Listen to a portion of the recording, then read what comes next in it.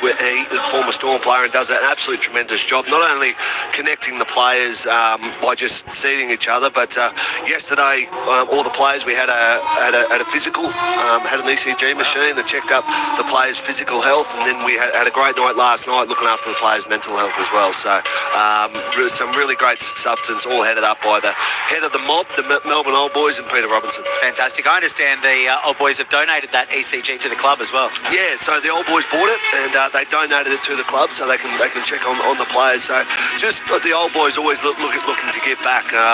The one thing as a former Melbourne Storm player, you give back the jersey with your playing number on it, but you always keep your badge, which is what player number you are, and I'm very proud, player number 62. Number 62, he's got the badge on his left breast, just in front of the heart, of course, where you would expect it to be. And I know, speaking of something that's close to the heart, Ian Cohen is giving up his night watching his beloved Melbourne Demons to be here at Amy Park as well, Koza. So I'll make sure that I keep you up to date with what is happening around the grounds. Of course, that rugby test in Brisbane as well between the Wallabies and the British and Irish Lions.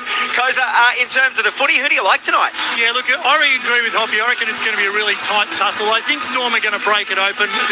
Manly haven't won here since 2019. Storm are on a really hot winning streak, and I would think Storm will prevail, but I expect Manly to come out with plenty of starch. So I'm looking forward to a cracking 40 minutes. Manly won the toss. They will run from left to right, and Storm will kick off the other way on your ABC app.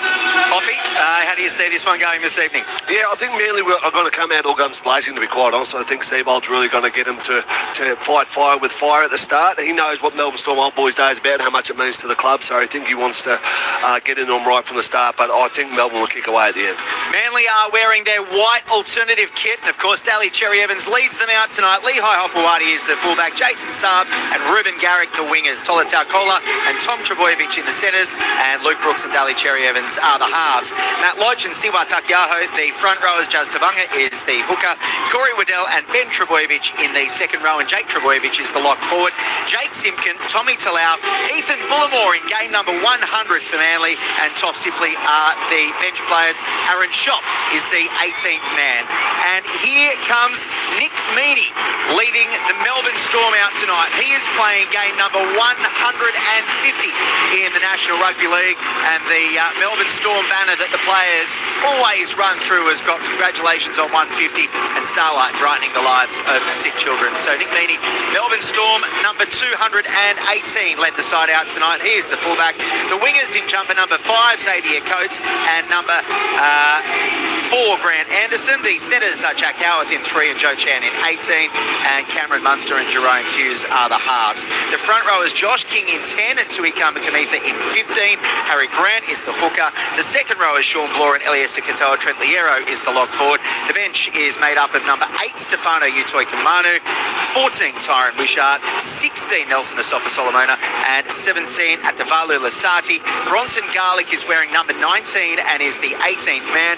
And the Melbourne Storm are wearing their Old Boys jersey, inspired by that first ever premiership winning side of 1999, complete with the big yellow collar. It looks resplendent, and Meaney gets us underway, kicking towards the northern end of Amy Park. Daly Cherry-Evans takes the catch, and he sends Siwa Takiaho on his way up over the 10-metre line. He's brought to ground in centre field.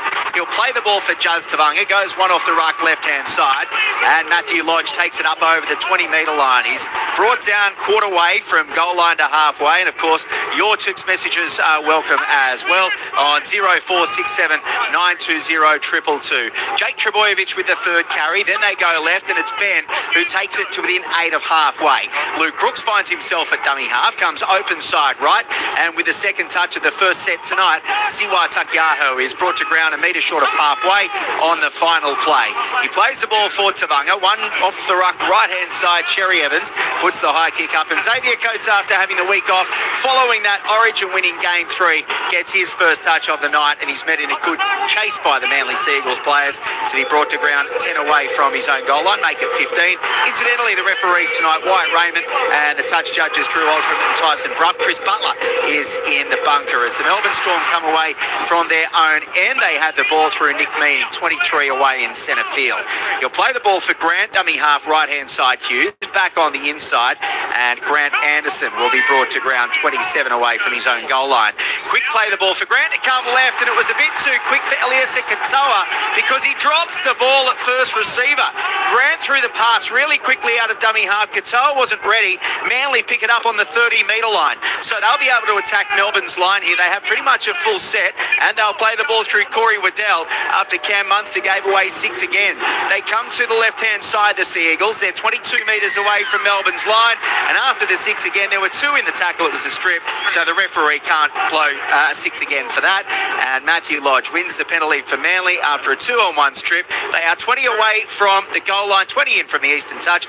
Ryan Hoffman, they're kicking for goal. Yeah, it's a bit of a surprising start. Melbourne, a bit of confusion there with Eliesa Katoa and Trent Liera. Not sure who's getting the ball. Ends up with an error there from Eliesa Katoa, and then reset, restart and penalty. So very disjointed start for the Melbourne Storm. Great start for Manly to be able to really sort of set off their game really well. There's a matchup that I'm really looking forward to tonight, and that's Tom Trbojevic and Jason Saab on the right edge going up against Jack Howarth and Xavier Coates. Jack Howarth has been tremendous in defence, but he's certainly got his work cut out for him tonight going up against Tom Trbojevic, and I'm looking forward to seeing the high balls going up between Saab and Xavier Coates, because those two can fly. Yeah, and speaking of wingers, what about on the other side? Kane Bradley gave Dane Gagai nightmares last week. What did you make of Kane Bradley not being selected this afternoon? Obviously, Ruben Garrick's a bit taller than Dane Gagai. Yeah, but I think you know, Grant Anderson's just been in such great form. He's too hard to leave out, to be quite honest, and they've got a bit of starch in the centres there with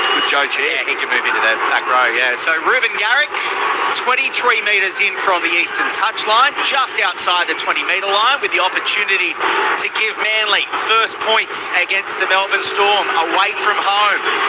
They haven't won here since 2019. 4 straight losses. Garrick gives them a 2-point lead. And incidentally, Ruben Garrick with the early bragging rights over his future brother-in-law, Tyron Wishart. So I'm sure those two will have a bit of a laugh and a joke after the game. Ruben Garrick due to marry Tyron's sister Riley. So a nice little storyline from that one. Ian Cohen, touchline. Well, it's certainly been a good start for Manly, you must say, and getting those early points means that obviously they're mentally in front on the scoreboard, but Storm will have their opportunity, and as I said, conditions are really good down here. I'm expecting some great football. Koza Carlton kicked the first, but Melbourne have hit back. Isaiah Pickett has kicked the goal, and it's 6 apiece after 4 minutes in the first quarter at the MCG.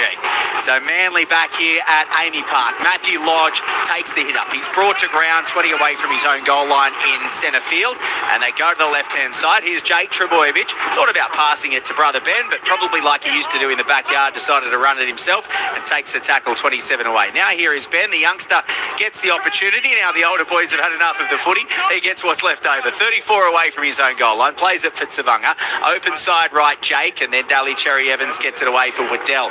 Corey Waddell is met in a strong tackle, and he's brought to ground 35 away centre field as Tavanga goes right out of dummy half. Links up with Daly Cherry Evans, who kicks low and deep, and it's taken comfortably by Mini, 15 away from his own goal line. He'll return it towards Tom Trbojevic, and he's brought to ground 35 away with Manly leading 2-0 after 5. It's a good restart there for Melbourne. They had a very poor set of 6, a good defensive set, and they're nearly up to halfway after 2 tackles. But I must admit, I'm liking what Manly's doing in attack. They're playing with a bit of width. They're getting away from that very dangerous Storm middle and really attacking the fringes. Here's Howarth, 2 metres inside Manly's territory. The first time Melbourne have found themselves in Manly's half this game. They have it on the left-hand side now through Sean Blore. He's 10 inside Manly's half, 20 away from the Western touchline. Grant at dummy half goes right for Liero. Keeps it alive for Hughes. Flat ball to Eliesa Katoa. It was okay according to the touch judges, and Katoa will play the ball 31 away on the final play. They go to the right, Harry Grant for Hughes down that right channel. Puts the high kick up. Popawati waits for it. Oh, he has it batted backwards out of his hands by Melbourne. This will still be the last because the Melbourne player, I think it was Anderson over there, knocked it backwards, and now Manly have lost it. It's picked up by Melbourne again, and it will be 6 again. They have the ball through Kama Kamitha, 12 away from the line. So Lehigh Hopewadi went up to catch it. Grant Anderson knocked it back. It was picked up by Melbourne, and then Manly went to regather. They lost it. Melbourne picked it up and got 6 again. The Storm have it 10 away from Manly's line. Grant dummy half left. Munster short ball. Blore brought to ground. 8 away from the line, 15 in from the western touchline. Manly still lead 2-0. Grant's at dummy half, right for Munster, keeps it a lively arrow, short ball, Kamikamitha. Oh, good little pass out the back. He tried to find someone, but he could only find Ruben Garrick, and Manly get the ball. Kamikamitha was looking for the offload, but Melbourne players were just sort of looking at it. No one knew who was going to pick it up, and Ruben Garrick said, I will. So Manly come away with the ball, 22 away from their own goal line. They still lead 2 points to nil after 6.5. Thanks to Dion for your text message on 0467920222. Hi, Glenn, Ryan and Ian. Nice to hear tonight. Enjoy your weekend. Thank you, Dion. And Daly Cherry Evans will kick early in the set on tackle 3. He was inside his own 30. Nick Meaney's the only one back there, and he has to go all the way back into the in goal to collect it. Cherry Evans is doing the chasing with Brooks as well, and that's a good eyes-up kick from Cherry Evans for Melbourne to start this set. 12 away from their line and trailing 2-0. Yeah, very smart play by Daly Cherry Evans, putting in the early kick, really nullifying Melbourne Storm's chance to counter-attack. Little missed opportunity down on the Manly try line. Tui Kamikamitha got through the line, no one was there, and then he tried to force the pass, but that's a bit of a shot across the bow from Melbourne. So they are coming away from their own end here now, Melbourne. 37 away from their own line. And they had the ball through Harry Grant. He goes left for Cameron Munster, gets it away to Blore, and then out it goes for Jack Howarth. Howarth has it 2 metres inside Manly's half. It's the final play. Grant will go one off the ruck for Hughes to kick centre field. Lehigh Hopewadi missed the first one. He takes this one. And then perfectly timed and cleaned up by Xavier Coates. He sent him into just about the grandstand. Xavier Coates is out of the wingers union with that tackle. I haven't seen a winger make a tackle like that for a while. I reckon Ian Cohen just about felt that one on the touchline. It did rumble, no doubt about it. I was watching X run. It's game 99 for him, by the way, so he's about to notch up the ton. And also, Ethan Bullimore should be recognised for game 100 as well for the visitors. Yeah, absolutely. Great honour for Ethan Bullimore. I saw a great video that Manly put out this week. He had a birthday cake in the shape of a footy for his 6th birthday. He's one of those hard workers from country Queensland, and he's done amazing for Manly. Luke Brooks kicks from just inside 40, but it's low, stabbing down the middle, and it's picked up by Meaney. I beg your pardon, by over there on that far side, the centre, Grant Anderson, who's playing on the wing on the right-hand side for Melbourne tonight, and he's brought to ground 9 away in centre field. 9 minutes gone in the first half. Jesus, been played at a quick old clip, and Melbourne have the ball on their right-hand side, and they will start this set coming away from their own end once again. Grant at dummy half comes to the left-hand side, gets it away to Eliesa Katoa, and he has the ball 27 away centre field. Grant scoots out of dummy half. Oh, great ball. Hughes back on the inside. Meaney over halfway. Oh, he slips over with Lehigh Hopewadi to beat, and Hopewadi breathes a sigh of relief after he lands on top of him. Grant's quickly out of dummy half, but it's a bad pass, trying to rush things across the face of everyone on the left, and the referee says it's a knock on. Jack Howard went to pick it up. I thought it just slipped across the face of everyone. They're not going to challenge this, Melbourne, so there was obviously a hand in there, and it was a great pass back on the inside from Jerome Hughes that sent Meaney away, but he slipped over with only Hopewadi to beat. Yeah, it was a big three play there with almost going back to Cameron Smith, Cooper Cronk and Billy Slater. Nick Meaney did a great job, lost his footing, and then it was a bit of a mongrel of a pass from Harry Grant. I think you'd like that one again. Yeah, Howarth was facing his own goal line as he tried to pick the ball up, and he just pushed it sort of behind him, which meant it went towards Manly's line. So that was the knock on, and Manly get the scrum feed on their own 40-metre line. But, geez, Jerome Hughes was outstanding against Newcastle last week, and that was a wonderful ball for Nick Meaney just then. He's in great form, is Jerome Hughes. Here's Matt Lodge for Manly, 3 metres inside Melbourne's territory centre field. We've had 10 minutes to go. It feels like we've only been playing, well, it feels like we've been playing forever because it's been so exciting. Ben Trebojevic has the ball for Manly now, 6 metres inside Melbourne's territory. He'll play it for Tavanga, open side right for Jake Trebojevic. Jake takes it up over the 40, and he is brought to ground 37 away in centre field. Tavanga comes right. Daly Cherry Evans had to reach for it, but he was able to. Then he gets it away to Hopewadi, and 3 Melbourne players, including Munster over the top and Sean Blore down the bottom. And there's a bit of push and shove from Munster and Hopewadi there as well. Final play, so Cherry Evans will dink a little kick towards Coates' corner. Battered back by Jason Saab, but into the hands of Cam Munster, and they're going to say that it was touched by a Melbourne player who was in front of Xavier Coates, but I didn't know where Melbourne actually touched the ball. I thought Jason Saab just knocked it out of Coates' hands, and Munster picked it up. Watching the replay, I think when he taps it back, Saab, it brushes against Jack Howarth's arm. I think that was a call. There didn't seem to be a lot of protest from the Melbourne Storm players, and look, White Raymond was in great position, so great call by the referee. Yeah, Jack Howarth, I think, just tried to reach out, almost tried to reach out for it, but it had gone past him. So Manly had the ball 9 away from Melbourne's line. Tavanga dummy half left for Matthew Lodge. Lodge is only 1.5 metres away, adjacent to the left-hand upright. He plays it, or he's pushed back to ground, so he gets 6 again. Tavanga's at dummy half. Left for Cherry Evans. Short ball there for Tolutau Kola. And Kola tries to reach out. He might have got there, but it could be a double movement. It is. The referee was right over the top of Tolutau Kola, and I thought it might have been the case as well as I was calling it live. Tolutau Kola has promoted that football over the line. Melbourne get a penalty on the goal line. They kick the touch, and there's been some dissent as well. So Melbourne will get the penalty now, 11 away from their own goal line. I don't really know why Kola had to advance the football. He almost got taken over by Melbourne Storm momentum.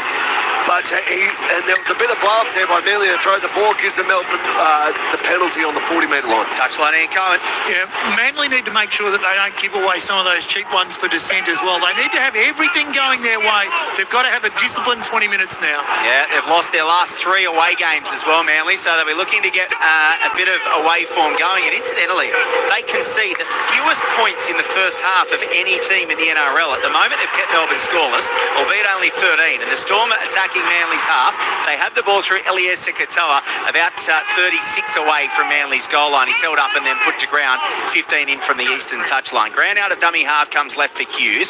Back on the inside for Big Tui Kamikamitha. He takes a couple over the 30 and he's 26 away from Manly's line. Grant out of dummy half, left he goes Hughes. Takes it to the line, then gets it away to Munster. Back on the inside for Howarth. Howarth almost gets away from a couple. He does get the offload away to Grant, backing up. Now to Hughes. Hughes thinks about kicking, goes himself, gets past Lodge, still going, flick pass out the back, knocked down by Tolutau Kola, picked up by Eliezer Katoa, then he passes it to a Manly player over on that far side, but it is Kola as well, and so there's no advantage played for Kola's knock on. They will come back for a Melbourne scrum feed, 15 away from Manly's line, straight in the middle of the park, with Manly leading 2 points to 0 after 14. Yeah, this is a danger time for Manly. Melbourne's really starting to hit their straps and attack. They're getting offloads, they're getting some arms tackles, which are creating quick play the balls. But Melbourne Storm's patience hasn't been great, especially inside the Manly 20.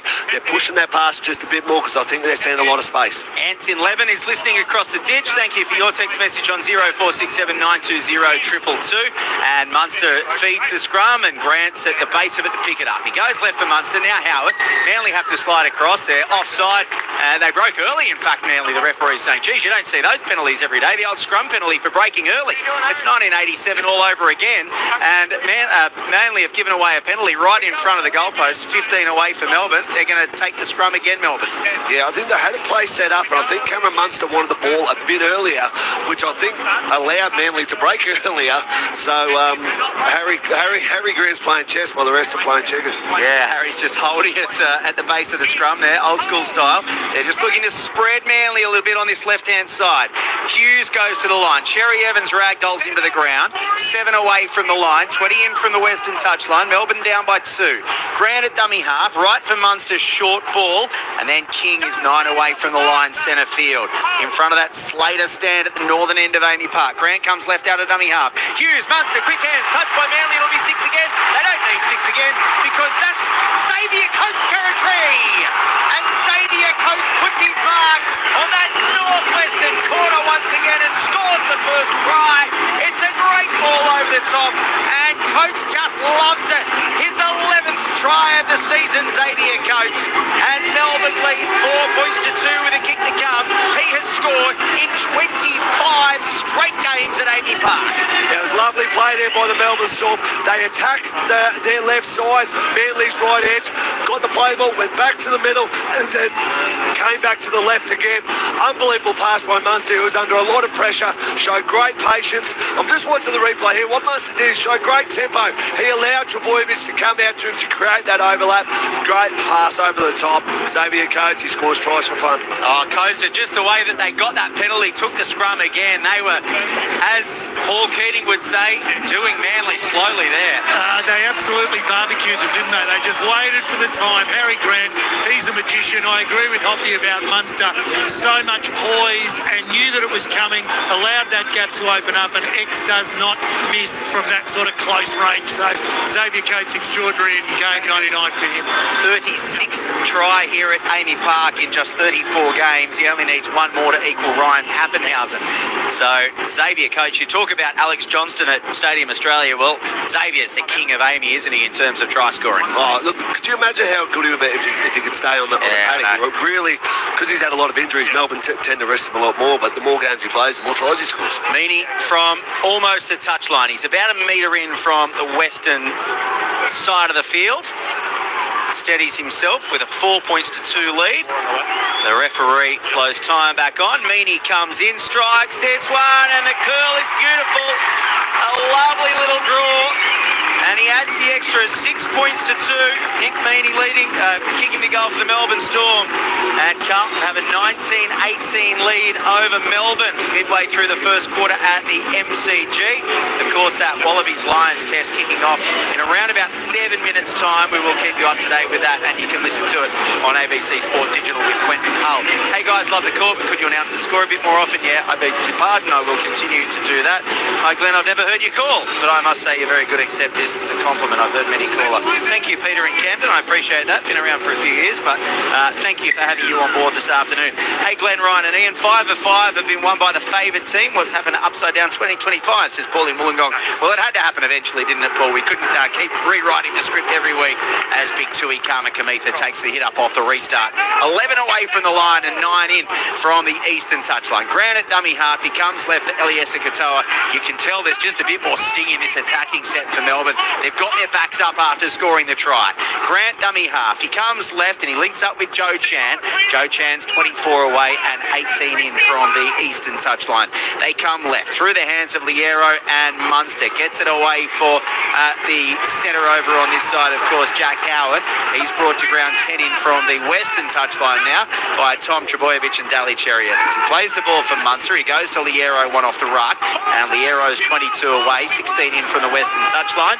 Melbourne leading 6 points to 2 after 18 minutes, and from final play, Jerome Hughes is forced to kick from his own 20-metre line. Lehigh Hopewadi takes it on the full, just shy of his own 30, and Manly can start this set from about 12 short of halfway. With it. Oh, they won't. No, that's a big tackle.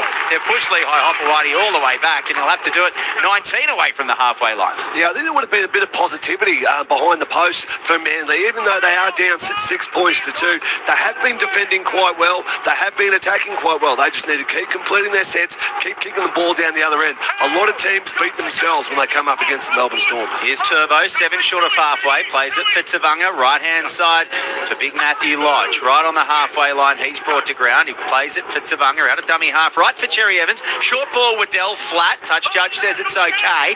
And the Waddell, Manly number 11, plays it 32 away. Final play, they go right for Cherry Evans, puts the high kick up in the air. Meany comes forward. It misses everybody, just bounces in the middle. I think that was knocked forward by Manly, it was. And it's going to be a knock-on the final play for Manly because Meany was tackled on his own goal line, so he'll bring it out to the 10-metre line where there's a bit more advantage for him. With Melbourne leading 6 points to 2 over Manly, 19 gone, touchline Ian Cohen. That was really unusual. Nick Meany was well in position to be able to mark that, but then opted out at the very last moment. So always dangerous when you let it bounce, but they recovered okay, Storm. They have the ball now, the Melbourne Storm through Anderson, 20 away from his own goal. It was a messy play, the ball. There was a Manly player, Jake Trebojevic, involved, but the referee said that he didn't have any say in it and the play, the ball was clean enough. So things continue. Grant over the 30-metre line, plays the ball quickly. They go to the right, and Eliesa Katoa backs into the Manly defence, and he's brought to ground 7 short of halfway. He's got a fan in Sandra listening from Yay, looking after her German Shepherd, saying that she loves Ellie Katoa's form. Thank you, Sandra. Melbourne have the ball 13 inside Manly's half on the final play now as Grant plays it left-hand side. He goes for Hughes, puts the high kick up in the air, and Hopewadi, it bounces in front of everyone again. Munster was there, left it. It goes backwards off Melbourne, then forward off Harry Grant, and after a bit of pinball there. So we've seen 2 bombs at each end of the field just bouncing in between everyone. Hopewadi and Munster watched it. It bounced backwards for Melbourne. It was batted back, and then Grant couldn't control it. He knocked it forward. Manly get the ball 20 or 15 away from their own goal line, Hop. You've got to wonder if there's a bit of wind there because players are going up for it, and then and they're missing it by a mile. So there might be some wind at the players because it does look very still on ground level, maybe a bit higher up, which is affecting where the goes. And I'll ask Koza in a second because Matthew Lodge and Tui Kamikamica are squaring up to each other on the 20-metre line. Manly have got a penalty. Matthew Lodge was not happy with the contact from Kamikamica. They went forward to forward. I don't think there was a headbutt, but they certainly went forward to forward there after the two big front rowers went face to face. Matthew Lodge was carrying the ball and Kamikamica gives him a bit of a whack after the event. Now there's a bit of a push and shove. I don't think that there was a punch thrown, but the two of them get nose to nose there and Manly get the penalty 20 away from their own goal line. I'd pay to watch that on pay-per-view. Holy dooly. That'd be a heavyweight matchup for the ages. Kamikamica and Matthew Lodge. Wow. Now, we're just watching a replay of the actual tackle. Kamikamica pushes his head into the ground, does Kamikamica, and Lodge doesn't like it, so he pushes out. Manly got the penalty because of the contact Kamikamica gave Lodge on the ground. That's poor discipline by Kamikamica. You cannot do it these days. The referees will penalise it every day of the week. Particularly on Manly's 20-metre line as well. It's just a freebie. Manly have the ball now 5 metres inside Melbourne's territory. The Sea Eagles trailing 6-2. There's just over a quarter of this one gone. Cherry Evans at first receiver gets it away to Jake Trebojevic. He's brought to ground 6 inside Melbourne's half. Tavanga's dummy half right-hand side for Cherry Evans. Short ball for 100-man Ethan Bullymore on the field. His first touch of his 100th game. Plays it 35 away. Tavanga left for Brooks. Gets it away to Tom Trebojevic. And then on it goes to Lehigh Hopuati and Kohler. Tolotau Kohler is 10 away from Melbourne's line now. Gets a quick play the ball for Tavanga. Final play. Cherry Evans grubbers towards the in goal. Tom Trebojevic coming through. So too was Waddell. But Munster was there to knock it over the dead ball line. It'll be a goal line dropout for the Melbourne Storm as Manly look to come back after conceding that try. They're down 6-2 and the Storm under a bit of pressure at their own end here. Ryan Hoffman. He's looking very dangerous. Kohler there on the left edge for Manly. That's a couple of times he's broken tackles and come close to scoring. Great discipline there by Daly Cherry Evans, just rolling it in, getting his team another set. Now it's going to be a short one from Munster. Well, it does go 10 and it's almost taken by Anderson, but he lost it and he went down hard and it's picked up by Ben Trebojevic. Anderson has winded himself there as he tried to take that catch and hit the deck, as Bradley obviously winded himself last week in scoring that overhead try. Manly get 6 again. They had the ball 10 away from Melbourne's line and getting up and slowly playing the ball is Takiaho. Right hand side they come for Cherry Evans. Back on the inside for Bullymore. Bullymore's 5 away from the line. He tries to take another metre or so from Harry Grant and the referee lets him as well. Thought he was going to tell him to get back on the mark. They come left. Gets it away to Takiaho. He's 2 away from the line. Right underneath the sticks at the southern end of Amy Park. Tavanga right hand side Cherry Evans. Hopewadi short ball. Tom Trebojevic gets it away to Jason Saab. He scores in the corner. Manly are back. Melbourne was short on their left defensive side and Jason Saab, you can't keep him quiet for long. His 9th try of the season. He's only scored 1 in his last 4, but he gets 1 this evening and it's locked at 6-all. Manly have a kick to come. There's 17 to go first half. It's 1 try each on this edge of the field on the western side. Saab has 1 and Xavier Coates was 1. Xavier Coates jammed. He didn't need to. Melbourne Storm had plenty of numbers coming across, but he did jam. That's fine, but you've got to stop the ball. He did not stop the ball. Trebojevic is too smart. Went past the tackle, found an unmarked Saab on his right hip. A little decoy run there as well from Corey Waddell. Just caught a couple of the defenders out. I don't think there'll be anything wrong with it because the ball was well gone. But they just had a little bit of a look there, and it's unlikely, as we see. Harry Grant asking the question. We might just listen. You've got to stay off the face. Oh, he was just telling Harry Grant to remind Tui Kamikamica to stay off the face. Ian Cohen, obviously, Ruben Garrick has got this conversion right in front of you, but it's not often you see Melbourne get caught short like that. No, absolutely not. So they were on the back foot right from the beginning of that particular play. DCE just did the right thing. So Garrick's now got an opportunity. Tui's off the ground now, but he's still breathing steam. There was a bit of chat between him and Matt Lodge as well as he came off the ground. Don't worry about Sonny Bill and Gal. Let's get that one on. I'd like to see that. Absolutely. So Garrick has got an earlier penalty goal. This is his first conversion attempt. He's less than a metre in from the western touchline. Ruben Garrick moves in and strikes this one, and it's not going to come round. And Ruben Garrick's blowing up because Nelson Asafa Solomona just jogged casually past him as he was warming up Nelson Asafa-Solomona, and he timed his run perfectly behind Ruben Garrick. And I reckon Big Nelson, he's got a massive smile on his face, and he's just gone, I've got Ruben there. He knew exactly what he was doing, Nelson, but he was in the red line, so he's well entitled to run past him. But I don't know, it obviously had an effect on Ruben Garrick. Big Nelson has 100% done that on purpose. 0467920222. Phil in Mudgee, who's a long-time listener, has had an operation this week. He's laid up listening. Phil, I hope everything is going well for you and you're on the mend. Thank you for listening, and we wish you all the best in Mudgee. Ethan Bullymore with a good, strong run. First run after points. Incidentally, Carlton have kicked another behind, so they lead 3-2-20 over Melbourne's 3 straight 18 at the MCG. 2.5 to go in the first quarter, Koza, and Melbourne coming away defending their own half at this stage with Cherry Evans 11 short of the halfway line. 10 in from the western touchline. Here's Takiaho, one off the ruck left-hand side to within 3 of halfway. He'll get up and play the ball for Tavanga, who thinks about going left and goes short right. Cherry Evans, Waddell. Waddell's 13 inside Melbourne's half. Final play, steals another metre. Tavanga left for Brooks at first receiver, who'll kick this time. It's a high bomb. It bounces almost in front of everyone. Comes off Cherry Evans' leg. Still going, and Jerome Hughes is the man who'll have to go all the way back and collect, and he's taken into the in goal. It'll be a Melbourne dropout. We've seen it 3 times now. The ball has missed everybody. Cherry Evans come off his leg. He didn't know much about it. It's a dropout for Melbourne. We'll go down to the touchline. Koza, what is that wind like?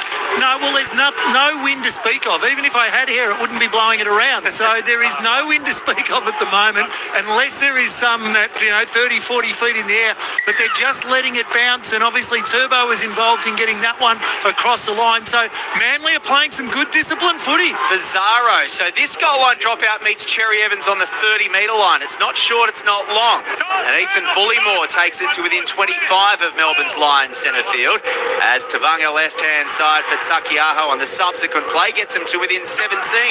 Melbourne 6, Manly 6, 14 and a half to go first half. Ian Cohen, Ryan Hoffman, Glenn Lauder on ABC Sport. Jake Trebojevic is 11 away from Melbourne's line. Tavanga is at dummy half. He goes left for Cherry Evans. Back on the inside, Bullymore would love a try in game 100. Not on this occasion. He's 5 short. Tavanga dummy half, left for Cherry Evans. Brooks gets it away to a flying Tolotau Kola. Oh, you're not stopping him at that speed from that close range.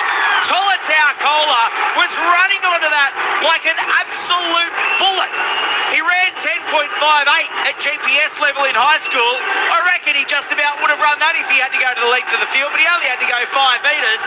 Manly lead 10 points to 6, 13 and a half, and a kick to come in the first half. They've scored one on their right, Manly. Now they've scored one on their left. Beautiful play. They stripped Melbourne Storm for numbers, and Kola hit that hole like an absolute rocket in between Joe Chan and the winger in Anderson, and they were going in different directions. One was going in, one was going out. No one was stopping him 5 metres out. That's a great try by Manly, and well deserved off a great set of 6 after points. Got the repeat set. I mean, they set themselves up to finish off this half very, very strongly. Well, that was the impossible for the Melbourne defence there. I've never seen anyone get that much pace that close to the line. Ian Cohen, as Hoffy just touched on, Manly looking good for their lead. Yeah, he came from a long way back, and it was a perfectly executed play because he did hit it at 1,000 miles an hour.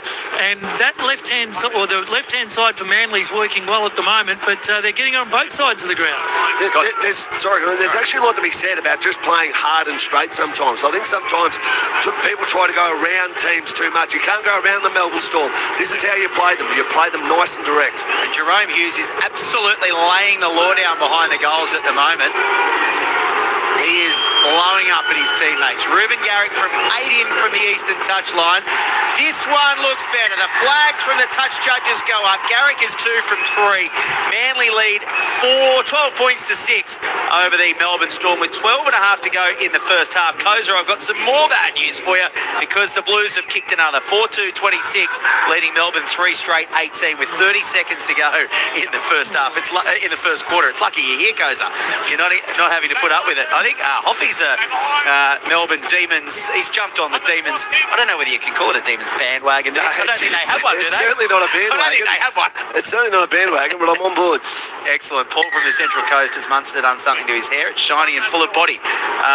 It's nice of you to notice, Paul. I'm sure he'll appreciate that when we tell him after the game. I hate short kickoffs. They don't work. Storm should boot the living daylights out of the ball.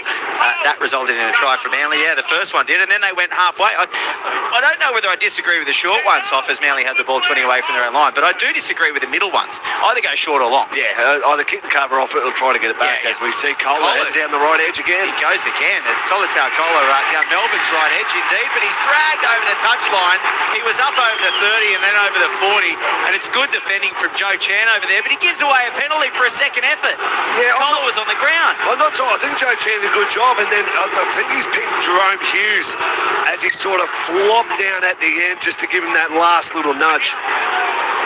More so a flop, I think, from Jerome Hughes rather than a drag. Oh, yeah, Jerome Hughes didn't really need to get involved in that, did he? And Manly fine touch, and then they continue back through the middle of the park now. They have it 6 short of halfway, leading 12 points to 6, 11 and a half to go first half. Here's Jake Trbojevic on the halfway line, held up in the tackle by Sean Bloor, and also the walking shampoo commercial Cameron Munster. They come to the right-hand side. Toff Sipley's on the park for Manly now, and he's 7 metres inside Melbourne's territory. With 11 to go in the first half, Manly up by 6. They go to the left for Luke Brooks. He thinks about sending Bullymore back on the inside through a gap. Opted against it. It might have been a good idea. Brooks takes the tackle 30 away from the line. Tavanga, left-hand side. Cherry Evans back on the inside. Ben Trbojevic. Final play for Manly. They're 25 away from Melbourne's line at the southern end of Amy Park. Cherry Evans with a bomb changing direction. Hopewadi came through. Might have been escorted. Meany picks it up. There's no penalty. And Nick Meany will be able to bring it back for Melbourne. One of the first bombs that's been taken cleanly in this first half. That's bobbled by Grant Anderson, but he's able to regather, and he takes the tackle about 17 away from his own goal line as they come to the left, and Melbourne still stuck in their own 20 or just outside. It's play 3 as they'll have to get up and play the ball here through on the park is Joe Chan, of course, starting the game in jumper number 18.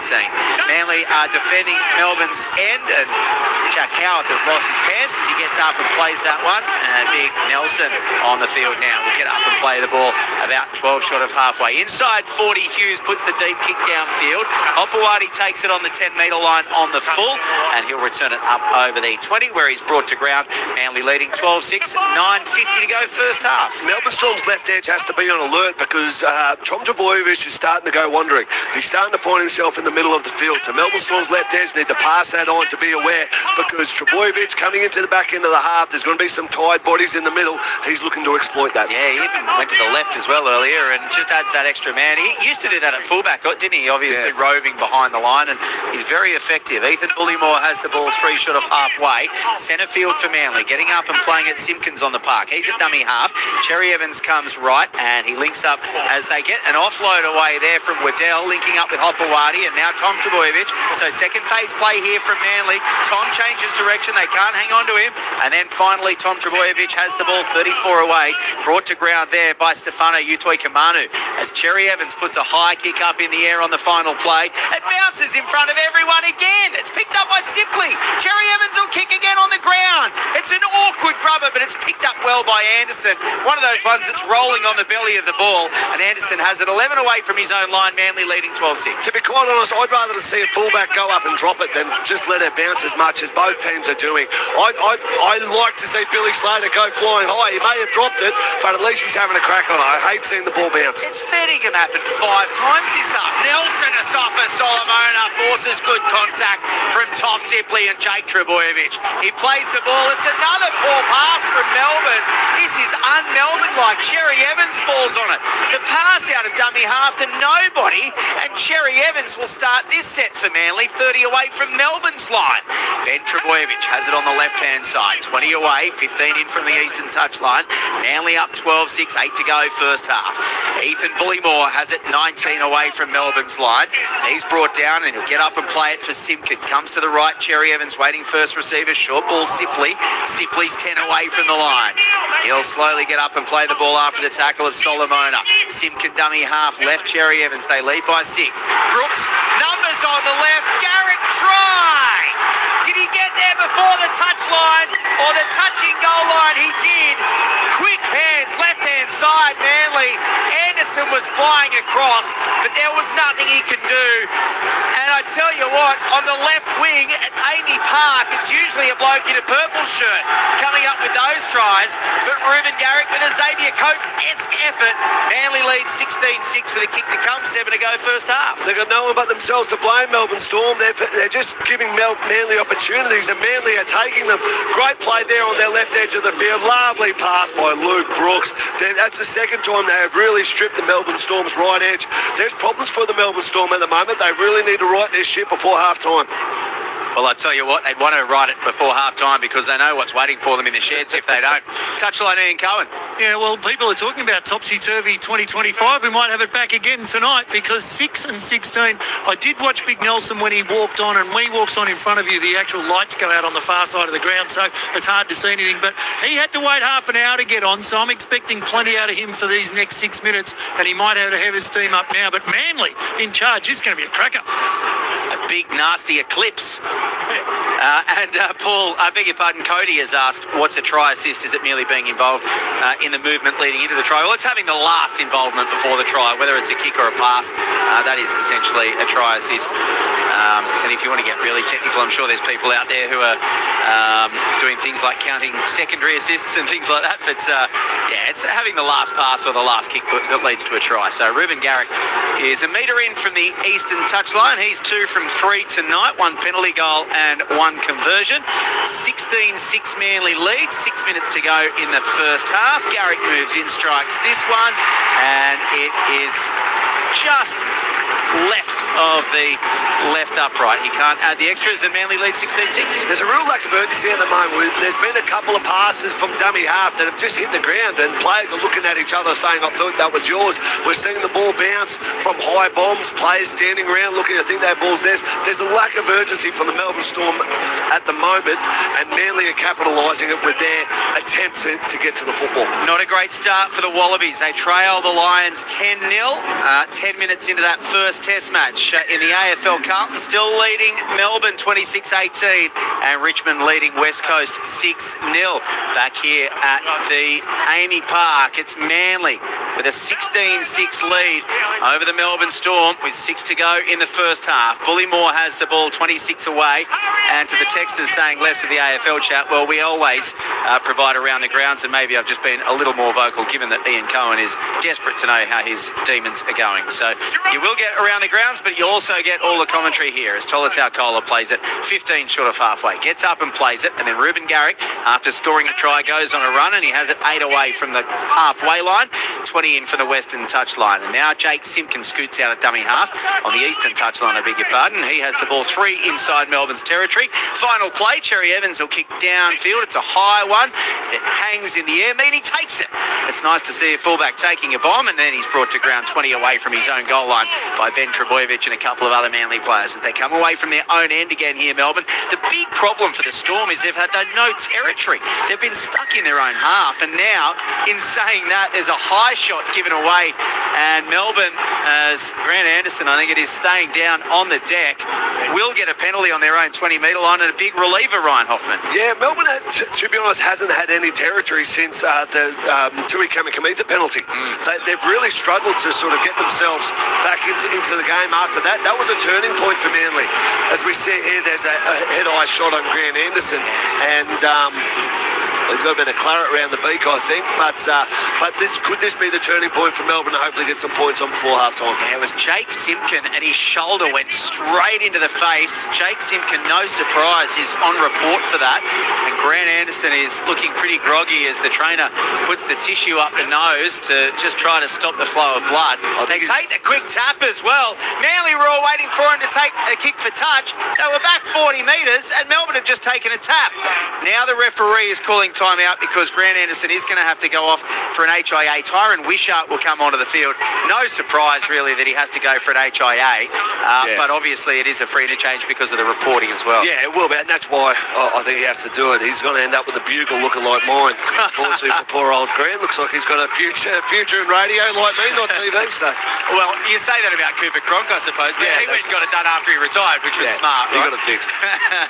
As the Melbourne Storm take that, play the ball after the cheeky little tap that saw them go 25 metres. They had the ball too short of halfway.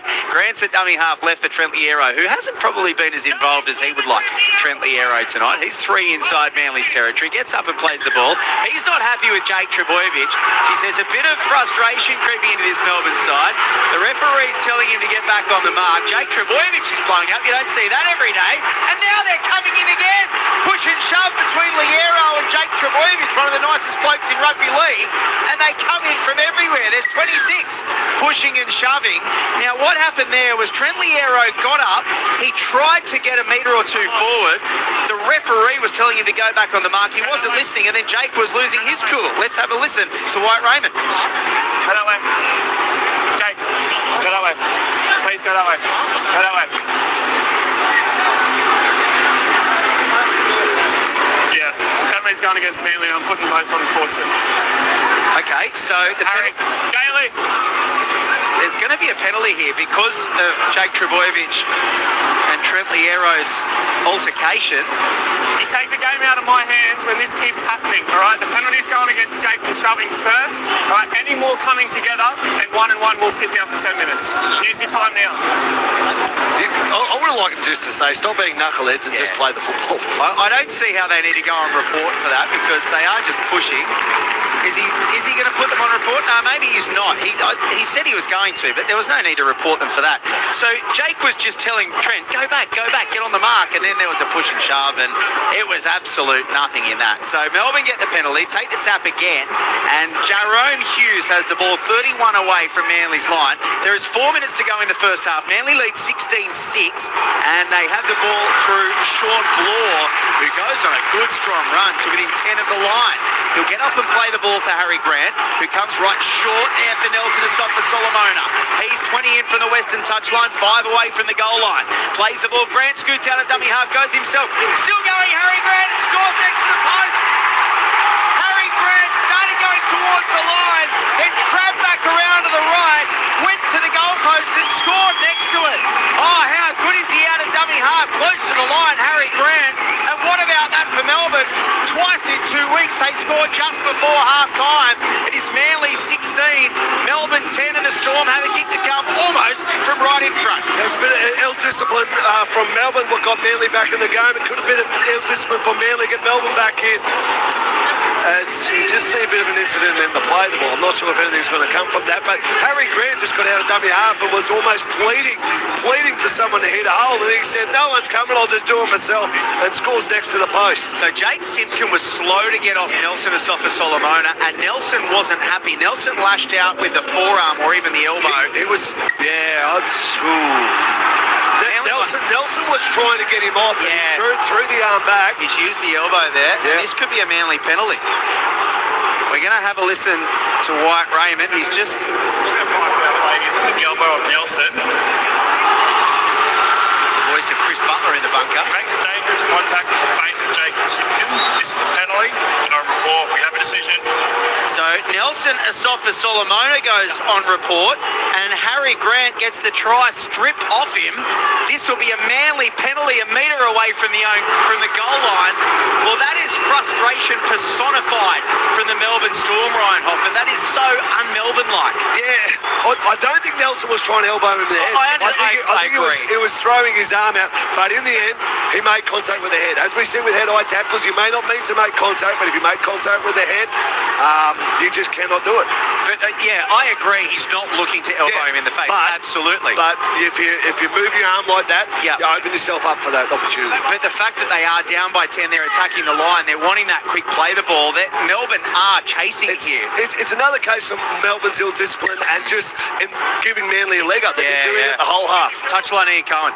Yeah, look, it was a silly action to do, and you do open yourself up when you fling it back like that. The other thing is Grant Anderson is a Category 2. but because the half-time break will soak up a lot of that time, he will be, if he's cleared, right to go at the start of the second. Yeah, all right, 15 minutes of actual time for that category 2. So Manly have the ball after finding touch 30 out. It's a good tackle there to push Toff Sipley back. He plays at 31 away from his own goal line. Manly still leading 16-6 after that try was chalked off. They spread it to the left. Tolutau tries to get past a couple. He's brought to ground 2 metres inside Melbourne's half. And so Manly, it's another piggy, almost conceding a try. They get a penalty a metre away from their own goal line. And they're now 8 metres inside Melbourne's territory on pay 4. Tavanga's at dummy half. Right for Jake Trebojevic. Cherry Evans out the back for Hopewadi. Numbers on the right. They're running out of space. Tom Trebojevic. He goes towards the line. He has to take the tackle 12 away and 5 in from the western touchline. Hopewadi's at dummy half. Left first receiver's Cherry Evans. He kicks across the face of goal. Then Trebojevic goes up, knocks it backwards. Tolutau was there. I reckon he might have knocked it on before he put it over the line. The referee's gone upstairs. Let's have a listen. No try. Coming into 6 is confirmed knock on Manly field of play. Yeah, so I think Ben Trebojevic has knocked it backwards, and then Tolutau tried to pick it up and score the try, but in the act of picking it up, loses the ball. Yeah, there's not a lot of excitement on the Manly side, so I think Kohler definitely knocked it on. But I tell you what, he's given Chan headaches all over the paddock.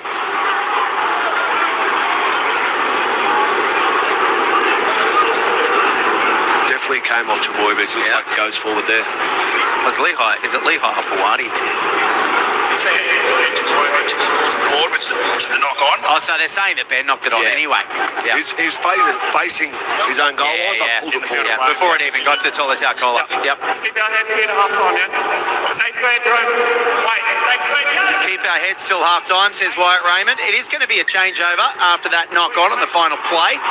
And once again, Wyatt Raymond is telling Melbourne to go back and play the ball again. Well, I can't imagine that they weren't on the mark there because they were on the 10-metre line. So anyway, Manly's defensive line gets to set itself, and Melbourne will play the ball on play 1 in the middle of the park to Katoa. They come to the left-hand side. Howarth has the ball 27 away from his own goal line, 22 in from the western touchline. Manly 16-6, 2 to go first half, and Nelson Asafa Solomon is tackled by Juz Tavanga, 30 metres away from the line. Manly are looking to annoy Melbourne here. Tavanga hold on to Nelson's head there. Nothing forthcoming for the Storm. No wonder they're getting frustrated. Grant plays the ball. They come right quickly. Hands from Hughes quickly to Chan. Joe Chan has it 5 away from the halfway line. Ben Trebojevic with the tackle, and Grant continues short right-hand side for Hughes to kick down the channel on the last. Waiting for it is Hopewadi. Takes it 15 away from his own goal line, and he's met by a good chase. He can only make it to about 18 away. 16-6 Manly lead with the rain starting to fall again. There's only a minute 20 to go in the first half. There's been some really impressive defensive efforts from Manly on Nelson Asafa Solomona. The marker is working really hard and cutting his legs out. Nelson has had no time to wind up. He's being very, very limited. The Lions have scored again. They lead 15-0 after 20 minutes in Brisbane over the Wallabies, and the Manly Sea Eagles are 10 short of Melbourne's line. 16-6 Manly lead, a minute to go in the first half. The referee's calling time out again. Toff Sipley is going to have to go off. There was an echo there. Toff Sipley is going to have to go off for an HIA, so that'll be another check for the Manly Warringah Sea Eagles. Of course, that 15 minutes of normal time, if it is a Category 2 or actual time, means that he'll have half an hour, the half-time break, I beg your pardon, to listen through to that one. And Siwa Takiaho is back on the field for Manly. So Toff Sipley off for a HIA check, and Tom Trebojevic has the ball for Manly, 7 inside Melbourne's territory on the final play, with Manly leading 16-6, less than a minute to go first half. Luke Brooks puts a high bomb up in the air, coming forward awkwardly. Tyron Mishar, in the end, takes a really good catch under heavy pressure, 11 away from the line. He's been sitting on the bench watching everyone else let them bounce, and Tyron said, I'm not going to let it bounce, I will take that one. And Melbourne will have the final use of the football in this first half, as Hughes out of dummy half comes to the left-hand side, and Melbourne have the ball 23 away from their own goal line through Xavier Coates. He plays the ball for Grant. Right-hand side, Liero continues it on for Katoa, and Utoi Kamanu it is who'll take the tackle 32 away from the line, as the referee once again tells him to get back on the mark. Quick hands on the right-hand side. This is Katoa, bent in a really strong tackle. Melbourne fans saying above the horizontal. I don't think it was. He's blowing up as well, a bit of a push and shove with Brooks. Now they go short for Hughes. Runs out of options, goes back to the right short side. Chan puts a kick up in the air. Tom Trebojevic picks it up with a bit of open space. He'll put a kick through for Jason Saab. Maybe not the right option. Now Mini returns it, and it goes over the western to touchline, the pass. He was looking for Xavier Coates. And after all of that, a scrappy end to an opening 40 minutes at Amy Park that has had just about everything. Manly leading 16 points to 6 over the Melbourne Storm. And it has been a weird half where Xavier Coates scored the first try. And you thought maybe Melbourne would go on as they usually do, looking for 7 straight. But credit to the Sea Eagles, they've had a lot of field position. And they're looking pretty good value for their 10-point lead, Ryan Hoffman. To be honest, Manly's playing Melbourne like a fiddle. They really are. They're baiting him into getting away from their game. They're really just being a nitty-gritty sort of team, which is really upsetting the Melbourne Storm players as I look out on the field. And Jerome Hughes is really laying the law down to the board because they have not been good. It seems to me they're taking the easy option a few times and a bit of lack of urgency towards the ball and towards the tackle. So I think he's warning them. You're going to the halftime at Craig, he's going to tell us some home truths. It's going to be up to them to try and change it. Well, Harry Grant was just having a long word to the referee as well. There's clearly frustration in this Melbourne camp. They almost had a try just before half-time. Last week they scored right on the stroke of half-time against Newcastle when they were struggling as well, and they said that almost felt like a victory. They didn't get that tonight. They still trail by 10. Ian Cohen, it almost feels like a long way back at this stage. Well, look, it does, but obviously Melbourne Storm at home, they don't lose at Amy Park very often, so you know they're going to be in it. But that was really interesting watching King, Hughes, everyone was having their say as to what they need to do, but they've been getting right in Melbourne Storm's grill. They have just not allowed Melbourne Storm any space, any time, and they've been really niggly in all the ruck. They've been playing beautifully, Manly, and they have got the ascendancy at the moment up at half-time. This is a perfect position for them, and if they're going to take a win here, they haven't won here since 2019, they are poised to be able to do that, but they're going to have to bring the same discipline, the same approach for the next 40 minutes as well, because Storm will come out and offer, Craig Bellamy will peel the wallpaper off down in the sheds and just make sure that his players are tuned in for this second 40 minutes. I think he's going to be most disappointed about the lack of care that they're showing. Craig would have said before the game, we've got the old boys here, you want them to be proud of their performance, and he's going to be asking them that question. Are they going to be proud? I don't think they will, because there was a lack of urgency and a lack of care about what they did. They've won 27 of their last 29 games here and 10 straight. So as Ian Cohen said, they don't lose at home, and they won't want to be losing this one. That's for sure. They don't. But I also don't want to take away from Manly. Yeah. Manly are playing a really Excellent. good brand of football. They're attacking the fringes really, really nicely and really upsetting Melbourne. Manly came with a game plan and they're sticking to it. And I thought Manly would have struggled through the middle, but I thought Ethan Bullymore in particular is really good as he's come on through the middle of the park. 0467920222. A few text messages coming in here. That one from Teresa. Ants in Leven, I think I mentioned you, Ants, as well. Glenn and Buddies, thank you. Your calls are cool, hot and grouse. We'll take all three of those. Grimesy says, evening Glenn, Hoffy and Ian. Your years of service to sport in Australia is appreciated. Thank you, Grimesy. Happy Old Boys Day as well, Hoffy. Loving the call. Just a friendly reminder, that's another AFL one. Thank you very much. You got to be, but you also replied saying thank you for us laying off the AFL a little bit. I will give you an update though, because it is half-time here, so we can go around the grounds. Koza, I'm sorry to tell you that Carlton lead 5-2-32 to Melbourne's 3-1-19. There's 7 minutes left in the second quarter. In the other AFL game this evening, West Coast lead Richmond 15-7 in the first quarter. And British and Irish Lions actually had their third try chalked off. So the video referee in the Rugby Union decided to chalk that one off. So the British and Irish Lions, the TMO, the British and Irish Lions lead 10 points to 0 after 23 minutes in that first test in Brisbane. Just a reminder here at Amy Park, it is the Manly Warringah Sea Eagles leading 16 points to 6. Jason Saab scoring the first try. Tolotau Kola and Ruben Garrick getting over the line. Ruben Garrick has 2 goals from 4 attempts. Xavier Coates with Melbourne's only try, and that was converted by Nick Meaney. Manly have had 56% of the ball and have completed 22 of their 23 sets. Melbourne's completions 11 of 20 at 55%. That could be one of the worst halves of football completion-wise that Melbourne have just about ever had. Manly have run for 900 622 metres compared to Melbourne's 627. Melbourne have actually 12 tackle breaks to 7. Manly line breaks for 2. Melbourne 4 offloads to Manly's 1, and the defensively sees Melbourne making 201 and missing 7. Manly making 151 and missing 12. So it could have been a lot worse for Melbourne had they not completed their defensive effective tackles so highly at almost 96%. 9-4 errors is the killer for Melbourne, and they lead the penalty count 5-4. I beg your pardon, Manly lead the penalty count 5-4. 16 points to 6 at halftime. Manly lead Melbourne. Earlier, there were wins for the Bulldogs over the Dragons, 20 points to 18, and Canberra over Parramatta, 40 points to 16. We'll be back with plenty more on the other side of the ABC News.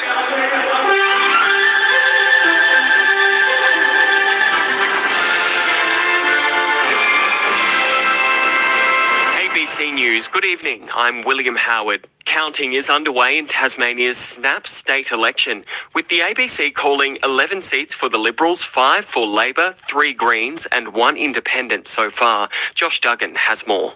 The ABC's chief elections analyst Casey Briggs has called Tasmanian Premier Jeremy Rockliff as the first member returned to the state's 35-seat lower house.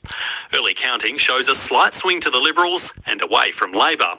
Former federal Liberal MPs Bridget Archer and Gavin Pearce have also been elected to Bass and Braddon respectively. In Lions, Deputy Premier Guy Barnett has claimed his seat again. Independent Christy Johnston looks to have been re-elected in Clark. Anti-salmon farming independent Peter George is polling strongly in the southern seat of Franklin. Former Labor leader, now Independent David O'Byrne, supported a Liberal government last year. He says he's now open to working with both parties. Let's see where the numbers lay, and I will talk to whoever picks up the phone to me that wants to work with me, and that's always been my commitment. Last year I didn't have the luxury of a choice of 2, I had a luxury of 1. A record spike in early voting for Tasmania's snap state election has been attributed to its timing. A total of 132,000 Tasmanians voted early this year, either at pre-polling centres or via phone. That's approximately 32% of enrolled voters and about a 20% increase on last year's election. The state's electoral commissioner, Andrew Hawkey, says more and more Australians are heading to the polls early, but believes this election's numbers have been influenced by school holidays. It is a growing trend in Australia for people to early vote, but I think the school holidays really made an impact. So we ended up with about 20,000 more pre-poll votes this year than last year, but we can see most of that occurred in that first week before the school holidays. So I think people were doing the right thing, making sure they voted before they were heading off overseas or interstate. The Israeli military says dozens of Israeli citizens have crossed the border in the Israel-occupied Golan Heights into Syria and entered a Druze village. It says the Israeli citizens used violence against Israeli forces trying to disperse a gathering in the area. It comes after days of deadly sectarian clashes between Druze and Bedouin fighters in southern Syria. The Wall Street Journal says it will vigorously defend the defamation lawsuit brought against it by US President Donald Trump. Larry Buttrose reports. Mr. Trump filed what he called a powerhouse lawsuit for more than $15 billion over publications of claims he wrote a bawdy birthday note to sex offender Jeffrey Epstein in 2003. A spokesperson for the Wall Street Journal says it has full confidence in the accuracy and rigour of the reporting. The court action pits Mr. Trump against media magnate Rupert Murdoch, whose Fox News network has backed him over the past decade. It comes as the Justice Department asks a judge to unseal documents related to the Epstein case, following intense criticism of the Trump administration's handling of it. Microsoft says it will stop using China-based engineers to provide technical assistance to the US military. It comes after a report in investigative journalism outlet ProPublica sparked questions from a US senator and prompted Defense Secretary Pete Hegseth to order a 2-week review of Pentagon cloud deals. The report details Microsoft's use of Chinese engineers to work on US military cloud computing systems under the supervision of US digital escorts. Microsoft, which is a major contractor of the US government, has had its systems breached by Chinese and Russian hackers. To sport now, and in the AFL, Sydney midfielder Isaac Heaney has booted 5 goals and recorded 13 clearances in a dominant display against North Melbourne. The Swans defeated the Kangaroos by 31 points at the SCG for their 3rd straight win. But Heaney told Fox Sports there's still a lot of room for improvement. I think we're still pretty patchy, to be honest. It's good that we're getting over the line. I think this is what we weren't doing at the start of the season. We're sort of losing games by a couple of goals, but now we're sort of winning by a couple of goals. So definitely has changed, but I think we're still a little way off. Earlier, Hawthorn defeated Port Adelaide by 38 points. And the Bulldogs have lost their first match in the NRLW to St George Illawarra in Sydney. After winning their opening 2 matches, the new team went down to local rivals the Dragons, 18 points to 14 in a tight contest. And you're up to date with the very latest ABC News. A man's gone missing in the outback. But how do you search for someone who doesn't want to be found? Death will come, and I'll be ready for it. Expanse, Series 5, Nowhere Man. Hear the podcast now on the ABC Listen app. Hi, I'm Corbin Middlemass. And I'm Ed Cowan. He played Test cricket for Australia. And Ed Cowan gets his first Test match century. And he commentates the cricket. Stark tries again. He runs in! Straight through it! Together, we're giving you your weekly cricket conversation.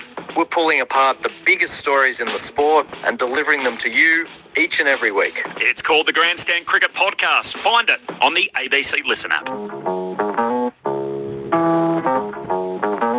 ABC Sports coverage of the 2025 NRL Premiership. Grant comes left out of dummy half. Hughes, Munster, quick hands, touched by Manly, it'll be 6 again. They don't need 6 again because that's Xavier Coates territory. And Xavier Coates puts his mark on that northwestern corner once again and scores the first try. They come left, gets it away to Takiaho. He's 2 away from the line, right underneath the sticks at the southern end of Amy Park. Tavanga right-hand side, Cherry Evans. Hopawati, short ball, Tom Trebojevic gets it away to Jason Saab. He scores in the corner. Tavanga dummy half, left for Cherry Evans. Brooks gets it away to a flying Tolotau Kola. Oh, you're not stopping him at that speed from that close range. Tolotau Kola was running onto that like an absolute bullet, Brooks. Numbers on the left. Garrick try. Did he get there before the touchline or the touching goal line? He did. Quick hands, left-hand side, Manly. Anderson was flying across, but there was nothing he could do. The 2025 NRL Premiership on your radio, ABC Sport Digital Radio, and on the ABC Listen app. Yes, welcome back to Amy Park for the 3rd game of a big day of National Rugby League action on ABC Sport. Glenn Lauder with you alongside Ian Cohen and Ryan Hoffman. Good to have your company where the Manly Warringah Seagulls have a 16 points to 6 lead over the Melbourne Storm. They haven't won here since 2019 and Melbourne have won their last 27 of 29 home games. It has been quite an impressive performance by the Manly Warringah Seagulls in the first half. Tries for them coming through Jason Saab, Tolotau Kola and Ruben Garrick. Garrick has 2 goals from 4 attempts. Xavier Coates with Melbourne's only try, Nick Meaney converting the tries. We have a look at some of the big leaders in that first half. Harry Grant had 37 tackles. Trent Liero had 27. Eliesa Katoa had 24 and Josh King had 21. Then you have to go down to Jake Trebojevic, who led Manly with 21 tackles. So just goes to show you how much work Melbourne had to do in that first half. No surprise that Tolotau Kola ran for 109 metres. He was excellent in that first half. Nick Meaney 107. And then Siwa Takiaho ran for 106, and Ethan Bullymore off the bench, which I thought had an excellent first half, ran for 103. The best forward in Melbourne's terms was Eliesa Katoa with 64. So Ryan Hoffman has been on the wrong end of a lot of Craig Bellamy sprays during his career at halftime as Manly make their way back out onto Amy Park. Ryan Hoffman, what would Craig Bellamy have been saying to the boys then? He'd be just disappointed that they're beating themselves, to be quite honest. They're not giving themselves a chance because of poor discipline and a lack of urgency. And to Manly's credit, they have taken advantage of that nearly every single time. Melbourne have shown that they can score points, they can score tries against this Manly Warringah side, but they just need to have the football to do it. And too many errors, too much playing football down the wrong end of the field. Well, Chris and Des are listening from Manly in Queensland and say we're sure. They say we're sure we can hear Craig Bellamy giving the Storm what for at halftime from here. No surprise. Grimesy, really appreciate your lovely text as well. Hamish and Tina and Charlie tuning tuning into the wireless from out in the sticks in Vanuatu. Candle on generator running, old school all the way. Thank you very much for that text message. I hope Manly win tonight, even though I hate their guts because Melbourne are too close to my Bulldogs, who were very lucky tonight. Cheers, Thomas in Batemans Bay. Thank you for your text message. 0467 920 222. And the Wallabies have scored. They trail the British and Irish Lions 10 points to 5 with 7 minutes to go in the first test in Brisbane in the AFL. Carlton leading Melbourne by 40 to 21, close to half-time, and Richmond leading West Coast 20-15 in the first quarter. Dahlia Cherry Evans gets us back underway in the second half at Amy Park, with Manly leading the Melbourne Storm by 16 points to 6, and Melbourne have first use of the football at the northern end of the field. Getting up and playing it is Stefano Utoi-Kamanu. He plays it 10 away from the line, then they go one off the ruck right-hand side. Nelson Asafa-Solomona has it 20 away from the line. They go to the left now. Trent Liero has it 27 away. Ethan Bullymore involved in the tackle alongside Corey Waddell. Scooting out of dummy half is Harry Grant. Links up with Utoi-Kamanu again, and he takes the tackle 9 short of the halfway line through Daly Cherry Evans and Jazz Tavanga. Grant one off the ruck right-hand side out of dummy half, and the carry from Nick Meaney gets him to within 1 of the halfway line on final play in the first set of the second half. Grant out of dummy half for Hughes to kick high down the right-hand side of Melbourne, and Ruben Garrick takes the catch, and then the tackle of Eliesa Katoa about 11 away from the line. Garrick will play the ball for Brooks. He goes open side right. The Manly Sea Eagles coming away from their own end on this occasion, and they will play the ball through Tulatau Kula, who has had a great game so far for the Manly Sea Eagles. A subsequent play, they have it through the winger Ruben Garrick, second hit up of this set, and then Jason Saab takes it up over the 30-metre line. But it's a good defensive set from Melbourne. They've come out to play in this second half, and Saab will play it on his own 30. Tavanga at dummy half, right-hand side for Bullymore. Final play there, 12 short of halfway. So Brooks at first receiver will kick inside 40, low stabbing kick, bounces in front of Grant Anderson, lets it bounce a few times, and then picks it up 15 away. He's met by Ben Trebojevic, 20 away. Manly leading 16-6, 2 gone second half. There's a bit more substance from the Melbourne Storm in their first attacking set and also their first defensive set. So Craig Bellamy obviously wanted them to show with their first action this second half how they wanted this half to go. As Jerome Hughes makes a break. Yeah, straight out of dummy half, Jerome Hughes, and that was on the back of a really good run from Joe Chan. So Melbourne on the front foot here. They go left. Meaney gets it away to Munster. Back on the inside, Xavier Coates. They're already over halfway, and this will be play 4. They're 8 metres inside Manly's territory. Really good set here from Melbourne. Open side right, Liero Hughes. Oh, and then they let themselves down. Hughes throws a forward pass. It's knocked on by Manly. In fact, they're going to say the pass went backwards, and it's a knock on from Ruben Garrick on play 4. Melbourne will get a scrum feed, 12 inside Manly's territory. That pass went miles forward right in front of us, don't you think, Ryan Hoffman? Yeah, that was good luck rather than good execution there from the Melbourne Storm. It was a real nothing pass. There's been a big disconnect between Jerome Hughes and Eliesa Katoa a couple of times tonight. They are definitely not on the same page, and they've been the go-to combination for the Melbourne Storm this year. What was the word at half-time? Touchline Ian Cohen. Well, I can tell you Manly are blowing up because Jake Simpkin has failed an HIA, and that's the elbow from Nelson Asafa-Solomona. So I didn't hear what you were talking about when I was in the tunnel, but they're blowing up all over that.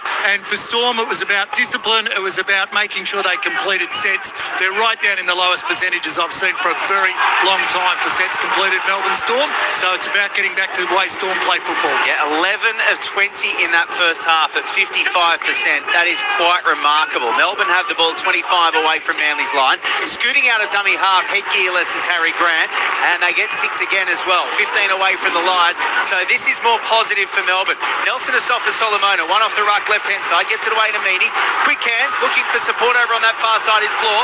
He finds it back on the inside, Meaney. Meaney kind of running out of ideas. He crabs across field, links up with Joe Chan. Now Joe Chan goes from right back to left, still crabbing across the Manly defensive line, and Chan will take the tackle 9 away from Manly's line centre field. He plays it for Grant. Grant thinks left, goes right. Liero, quick out of the line is Ben Trebojevic to wrap him up, and then he gets help from Ethan Bullymore and Jazz Tavanga down low. Melbourne are 10 away from Manly's line. The Sea Eagles lead 16-6. Grant dummy half, short left-hand side, Utoi-Kamanu. Utoi-Kamanu held up in the tackle and then put to ground 3 away from the goal, right in front of the sticks. They go left. Short ball there from Hughes to Nelson Asafa-Solomona. I thought Nasty was in there. He plays the ball to Grant. Grant leads it. It goes to Daly Cherry Evans, who was laying behind the ruck, plays at gets 6 again. Munster at dummy half. Hughes first receiver, Utoi Kamanu. Utoi Kamanu's happy just to take the tackle and stand up and play the balls 5 away.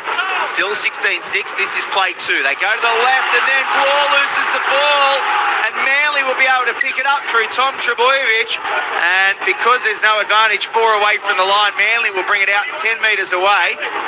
And they will take a scrum 20 metres in from the eastern touchline. Well, twice here you said good luck more than good execution with the bad pass from Jerome Hughes, and then another error's let them down again, Ryan Hoffman. It certainly was, but I'll tell you what, for Manly, there was a tackle by Daly Cherry Evans, and look, tackling and defence isn't Daly Cherry Evans' strong suit, but he put his body on the line and stopped a rampaging Nelson Solomona 10 metres out. That's inspiration for his Manly team, and that is the difference. The desperation Manly's showing is better than the desperation from Melbourne. Not bad for a 36-year-old in his 345th NRL game either, as Bullymore plays the ball 10 away from his own goal line. Here's Hopewadi, one off the ruck, only advances at about 2 or 3 metres, so he'll play the ball in centre field for Tavanga. Juz Tavanga probably playing big minutes today, if not 80, because obviously Jake Simpkin is off the park, as Toff Sipley at 20 metres away from his own goal line will play it for Tavanga, and now held up in the tackle 26 away is Tom Trebojevic. Tavanga dummy half, right hand side he goes for Waddell, takes it, decent run there from Corey Waddell, and he makes it to within 12 of halfway as well. He plays it for Tavanga dummy half. Brooks will kick on the last downfield from inside 40, but it's straight down the middle and it's picked up by Meany on his own 10 metre line. Meany will return it to Grant Anderson on his left, and Anderson makes it over the 20 with Manly leading 16-6, 7 gone second half. Melbourne Storm showed great promise, and they've just falling back into the old habits they had in the first half. They're not showing the urgency we tend to expect from the Melbourne Storm. Is it a Melbourne thing? But is Manly just playing such a brand of football? It's making Melbourne hard to get into it. Here's Nelson Asafa-Solomona looking for an offload, not getting one. 35 away from his own goal line. He plays it for Grant, dummy half, right hand side he goes. Eliesa Katoa is met in a strong Manly tackle, 9 short of halfway, 15 in from the western touch line. He plays the ball for Grant, scooting again out of dummy half. Tries to get past Toff Sipley, who's past his HIA, and he'll take the tackle of Grant on the halfway line. They come right out of dummy half, final play for Jerome Hughes. He puts the kick up, Hopewadi comes forward, under pressure takes the catch, and he'll be able to start this set for Manly 25 away from his own goal line, 20 in from the western touch line. Cameron Munster was trying to get released there from Lehigh Hopewadi's jumper. He managed to do so, and Manly on his back is Jason Saab, 32 away from his own line. It's Ian Cohen, Ryan Hoffman, Glenn Lauder with you on Saturday night ABC Sports coverage of the NRL. Good to have your company on local radio, ABC Digital, the ABC Sport Digital channel, of course, and the ABC Listen app, wherever you are right around the nation or the world. Manly just inside Melbourne's territory with that 16-6 lead, and on the final play they'll get up and play it through Hopewadi, 13 in Melbourne's half. Luke Brooks will kick on the left-hand side of the ruck. Down it goes for Grant Anderson, takes it under pressure from Ruben Garrick, and he'll play the ball 9 away from his own goal line. Melbourne trailing 16-6. The body in front defence from Manly has been very strong. Eliesa Katoa, he has been on an absolute tear for the Melbourne Storm the past couple of weeks. He's barely made it in there because they are getting their body in front and really cutting down his time. Manly have done their homework and they were up for this game. Xavier Coates is held up in the tackle, 15 away from his line by Tom Trebojevic and one other. One off the ruck, right-hand side they go, and Adavalu Lasati has the ball for Melbourne, 23 away. He goes to the left-hand side. He's only game number 5, Lasati in the NRL, and now Melbourne through Liero will take the tackle, 25, make it 35 away on the final play. So Hughes inside 40 was thinking about that one. He tries to split Hopewadi and Saab. It was probably just not angled enough though, because Hopewadi can go back and collect it 15 in from the eastern touch line, 10 away from his own goal line, and he returns it up towards the 20 metre line, pretty much right in front of where Ian Cohen is watching from the sideline. Yeah, and I've just been watching Turbo as well. I'm not going to call it loitering, but he is putting himself in some good positions, and I'm expecting him to have a real impact, I reckon, in the next 10 to 15. He's just waiting. He just wants that opportunity. 9 gone second half. Manly lead by 10. They have the ball 32 away from their own goal line in centre field through Garrick. Tavanga comes left, gets it away to Tolutau Kola. He goes to within 9 of the halfway line. He'll get up and play the ball for Tavanga. Takes a couple of steps out of dummy half, then links up on the left-hand side with Ben Trebojevic. Ben has it 5 inside Melbourne's territory. Last play for Manly, left out of dummy half again for Luke Brooks, who's kicking more in this second half. Puts the high kick up. Meany takes it on his own 10-metre line. Bullymore leading the chase, then Jake Trebojevic, but he gets away from both of them. He can't get past Corey Waddell, though, right in front of the goal, and 11 away at that northern end for Melbourne, who trails 16-6 on play 1. There's 10 to go, 10 gone in the second half. If I was Tom Trebojevic, I'd start following Kohler's play the balls. He is running really hard. He's coming off the back fence and skittling Melbourne Storm defenders. If Turbo's in around that after Kohler plays the ball, there is some space around the ruck. Jack Howarth plays it 8 short of halfway for Melbourne. They come to the right. Jerome Hughes changes direction, goes through a gap. He's got no support. He takes on Lehigh Hopewadi one-on-one, and Hopewadi brings him to ground around the ankles. Oh, beautiful football from Hughes. Second play here for Melbourne. They go to the left. Harry Grant tries to put an ugly kick in. Played up by Manly. Picked up by Melbourne on the far side. And they're only 9 away from the goal line. Getting up and playing it is Howarth. 5 in from the eastern touchline. Munster at first receiver does a bit of a spin around. No one to pass to. So after doing a complete 360 goes himself. He's 2 away. Grant's at dummy half. They trail by 10. Liero short ball. Utoi Kamanu. He's 5 away from the line and loses it. Ben Trebojevic came over the top and he forced the error from Stefano Utoi Kamanu, 5 away from the line. And again, it's an uncompleted set from the Melbourne Storm, close to Manly's line. Just over 10 gone second half. Craig Bellamy goes to the back of the box next to us. You know what he's doing at the back of the box. He's screaming the house down because it's another error that lets Manly off the rack. They're unforced errors. It was just going down on the ground. His arm hit at the ball and the ball bumps out. That's poor execution from Melbourne. Got a great opportunity from a Jerome Hughes break. He's going to have to put his team on the back at the moment because they cannot find their rhythm. So Manly coming away from their own end. Matthew Lodge has it for the Manly Sea Eagles now. 11 away, centre field. There's soundproofing on this box. It's not because we're a radio studio. It's because we share a wall with Craig Bellamy. He's going apocalyptic in that box next to us as they go to the right-hand side. Tom Trebojevic getting involved here. He has it 27 away from his own goal line. 10 in from the eastern touchline. Lodge with another strong run here, back fresh on the field.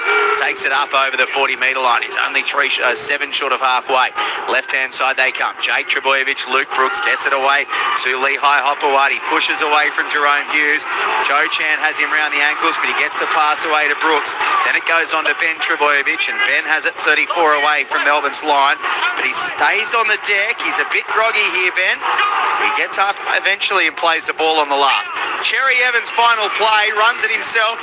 Grubbers for Kohler, tries to pick it up one-handed under pressure. He can't.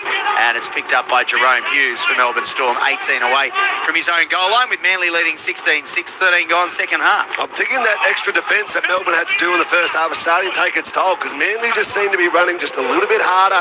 They're coming off the back fence a bit more and getting quicker play the balls than Melbourne. Melbourne, there's a lot of guys standing around. They're going to have to get some ruck momentum very, very quickly here. Well, 13 minutes gone in the second half. No points scored. There have been a couple of errors. Cameron Munster has it 32 away from his line. He plays it. Now Liero dummies goes himself. He's 13 short of halfway centre field. Gets up and plays it for Grant, scooting out of dummy half, linking up with Utoi Kamanu.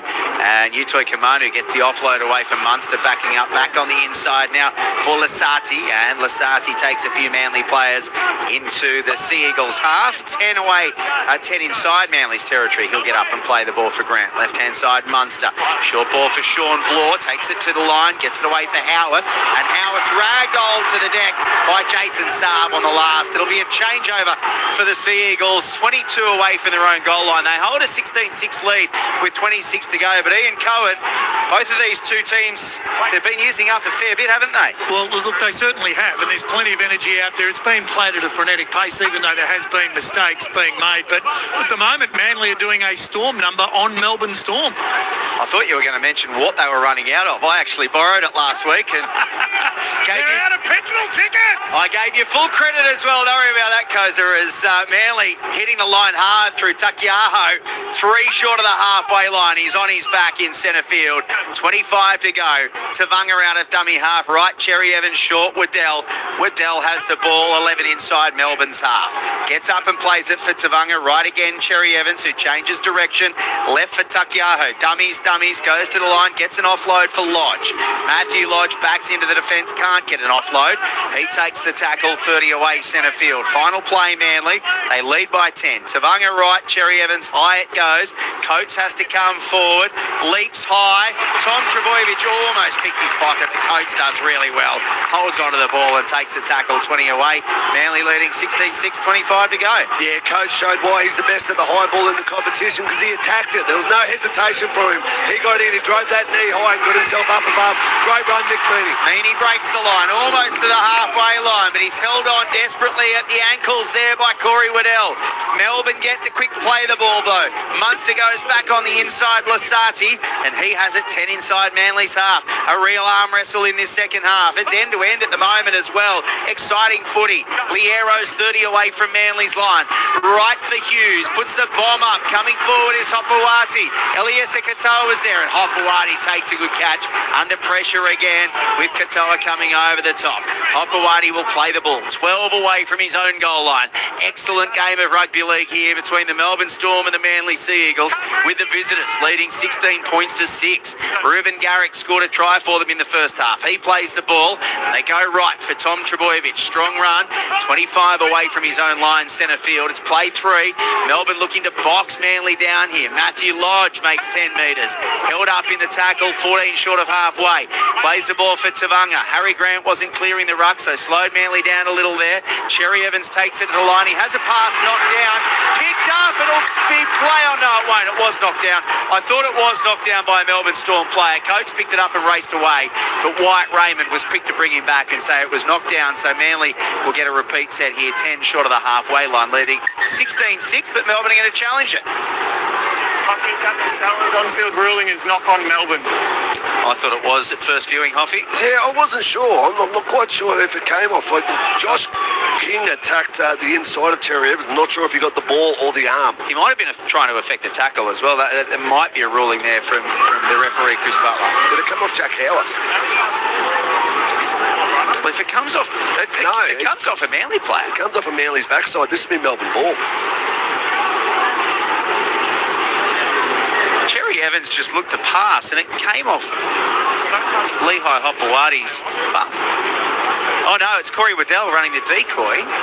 Yeah, it just bounces off Corey Waddell. Corey Waddell was in front of him. They say it's a forward pass or video referee can't rule on forward passes. But can he rule on offside? Potentially. I don't think look, I think you'd have to be a hard judge to say that he was in front of him. Getting in the nitty-gritties there. We're not listening. We can't hear Chris Butler at the moment, I don't think. The challenge will be successful. Oh, the challenge is successful. There's Chris Butler. So the challenge is successful. Xavier Coates will play the ball 28 metres away from Manly's line, and it was the decoy run of Corey Waddell. There were 3 or 4 players really close. Josh King was trying to effect a tackle. Jack Howarth was there as well, but Cherry Evans just passed it into the hip of Corey Waddell. But it was the urgency of Josh King to force Cherry Evans to play a pass before he wanted to. They're the acts that Melbourne Storm lead, those effort areas. It was good defending as Lasati has the ball, 25 away.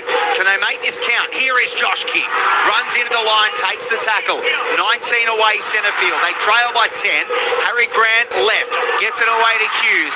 Munster for Meaney. Dummies comes back to the inside. Takes the tackle, 16 away. They've won 6 straight in the NRL. They've won 10 straight at home, Melbourne. But they're trailing by 10. Poor pass out of dummy half has Munster reaching high. He brings it back down and then passes to Liero. Liero takes the tackle on play 5. 15 away from the line centre field. Grant comes right. Munster gets it away to Hughes. Chipping over the top. Anderson coming through. Garrick's there. He takes the catch in the field of play and then taken over the dead ball line. Geez, Ruben Garrick was close there. There's high fives. The video referee will automatically look at this to see if his foot was in the in goal, but I reckon the referee's right.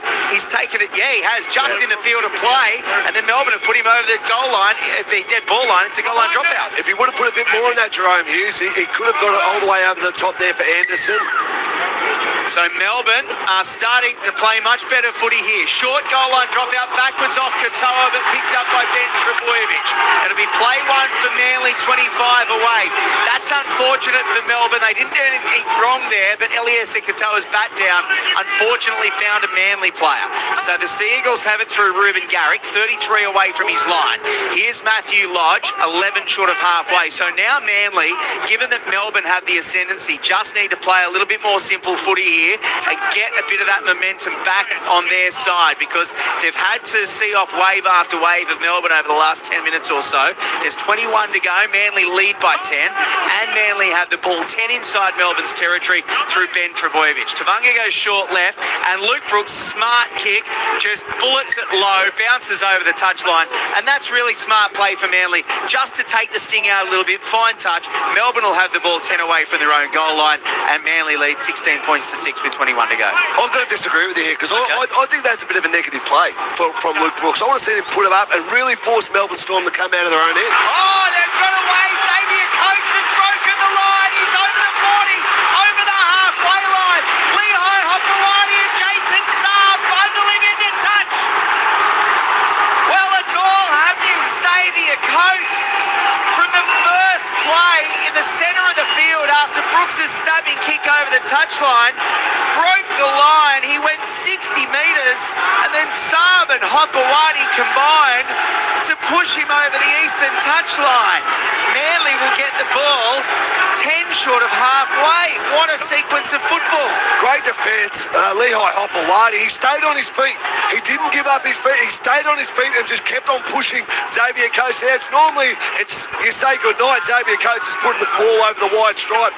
Lehigh Hopewadi stayed patient, stayed on his feet, and just forced him over the sideline. Great defence. Everything that Melbourne have thrown at Manly this second half, Manly have dealt with, and they've done that again here. Siwa Takiaho goes on a run, 3 inside Melbourne's territory.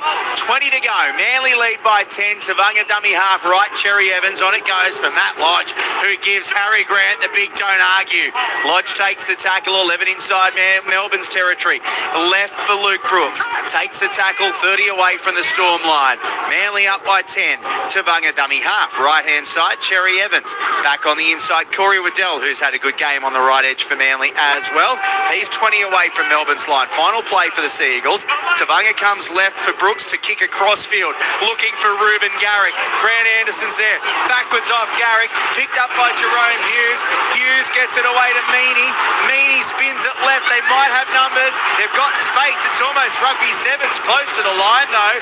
High risk footy, so Sean Bloor decides to take the tackle, probably smartly. 9 away from the line. And it's 0 tackle for Melbourne. There was a knock on from Manly. So the Storm have the ball 15 away from their own goal line. Scooting out of dummy half is Jack Howarth. Geez, this has been a good second half of footy by 2 really good teams. Manly have been up and down this season. They've won their last 2 games against the West Tigers and South Sydney, but they have come to play this evening, that is for sure. And Melbourne uncharacteristically high error rate as they come away from their own end. Munster will kick on 3 inside 40, but once again doesn't have the angle on it. It allows Hopewadi to pick it up 5 in from the goal line and 5 in from the eastern touchline. That was one of those magical moments that you thought Munster might have just changed the game there, but just didn't quite get the angle to go over the touchline. Didn't have the angle on the Hopewadi. He showed great pace to get to the ball nice and quick.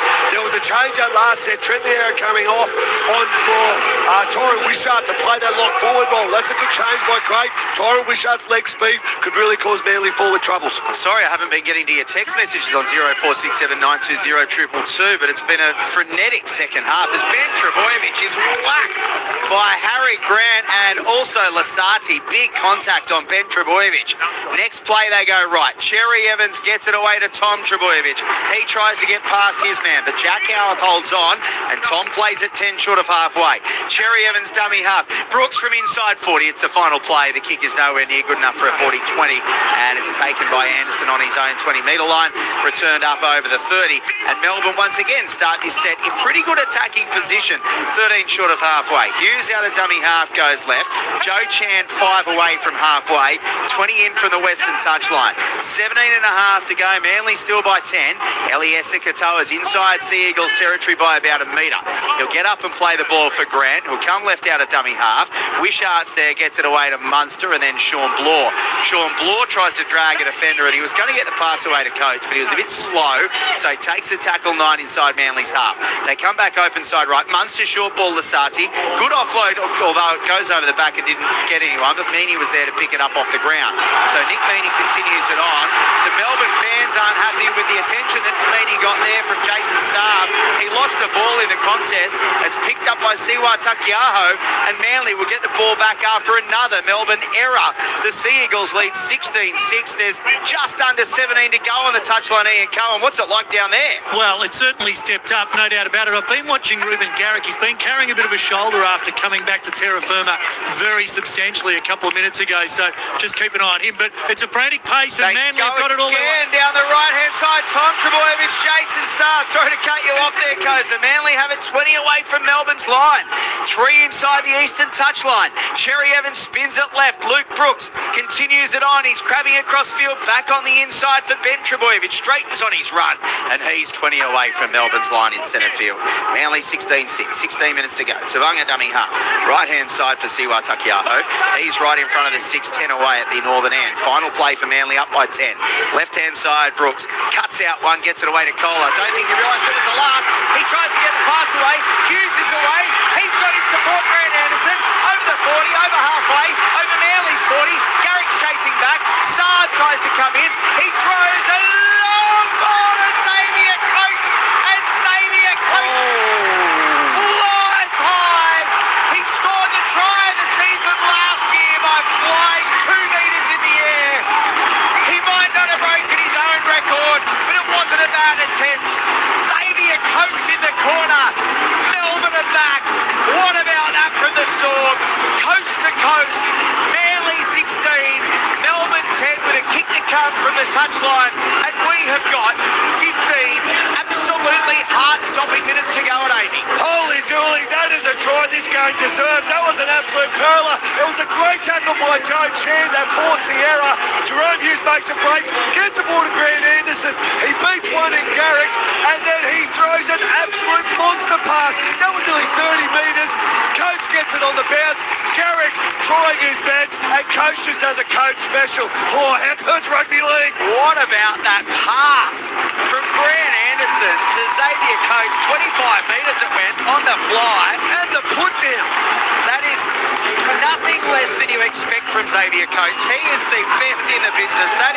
He's flying towards the touchline. To put it in perspective, that's on par with the Warriors one from last year, where he just blew, most of his body was out of the field. That was exactly the same. The fact that all of his momentum, Ian Cohen, is going towards that eastern touchline, and he still manages to defy gravity and defy physics to put the ball down before he goes over is incredible. Yeah, but the thing is, Glenn, it's not by accident. He practices and practices to contort his body to be able to do that, and when the time counts, that's exactly what he does. So a crowd of 19,011 people here at Amy Park tonight are seeing an absolute cracker as Nick Meany's lining up to convert.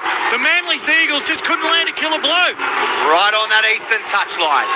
Meany moves in, strikes this one. The touch judges look across the face and hits the post. So Manly hang on to a 6-point lead. That could be crucial. With 14 to go, it's 16-10. Manly over Melbourne. Xavier Coates with a double for the Storm. And it all came after some really good contact at the other end of the field that forced the ball loose from Tolentau Kohler on the last. Yeah, it's a shame for Kohler because he's had a tremendous game, but it was a great tackle by Joe Chan. But Jerome Hughes has really lifted up the ante in this last 5-10 minutes. He is trying to inspire his team. I don't have enough words for that pass by Grant Anderson. To be running at full pace and to reef a ball 30 metres across the field. That's great skill. That's rugby league skill. Unbelievable. British on Irish Lions leading Australia 24-5 early in the second half. Carlton leading Melbourne 40-21. Richmond leading West Coast 33-17. The Roberts family's listening in from Hvar in Croatia by the pool with a cold beer. In fact, Carlton have only leading by a point now over Melbourne, 40-39. Diane Brisbane's listening. A shout out cheering on the Wallabies from around the fire on Stratty Island. Tracy from Gympie, not a Manly fan, but they lose a play through foul play because the defender didn't get sent to the bin. The rules need to change. Yeah, because he didn't go to the bin, but he was placed on report. You're right. Jake Simpkins gone for the game. As Melbourne come away from their own end, there are plenty more text messages as well, but it's just been a frenetic half of football here. I haven't been able to get to them. Lasati plays the ball 20 away from his own goal line. Now Wishart takes it up over the 30. Melbourne, do they have their backs up? Can they get over the line here? They trail by 6. Meany has it 10 short of the halfway line. Centre field final play. Manly holding on.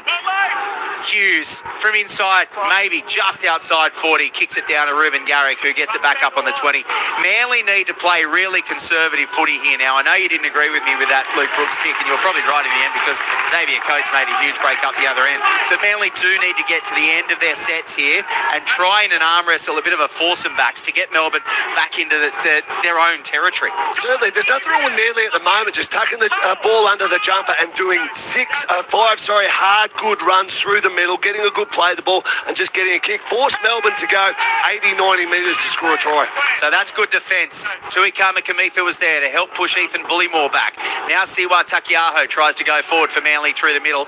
He does so. He's about 3 short of halfway. This was play 4 for Manly, so they will be able to kick in good territory here. That's a good run from Hopewadi as well, because he gets it to within, gets it 11 metres inside Melbourne's half. So they'll come left for Brooks, not right for Cherry Evans. Brooks will put the high kick up in the air. I think they're targeting Anderson here. Anderson takes it pretty well, and then he's met by Ruben Garrick. And Joe Chan has copped one as he tried to go in there as well. So now, as you say, Ryan Hoffman, Melbourne will have to start this set 11 away from their own line and try to go coast to coast with Jake Trebojevic coming over the top to stop Eli Katoa. Yeah, discipline's going to play a factor here, both discipline in attack and discipline in defence. You can't be giving away cheap penalties or 6-agains, and on the flip side, you can't just be turning the ball over. You've got to make the other team work for it. Tyron Wishart on his own 30-metre line. Plays the ball for Grant. Right for Hughes, who'll kick on tackle 4.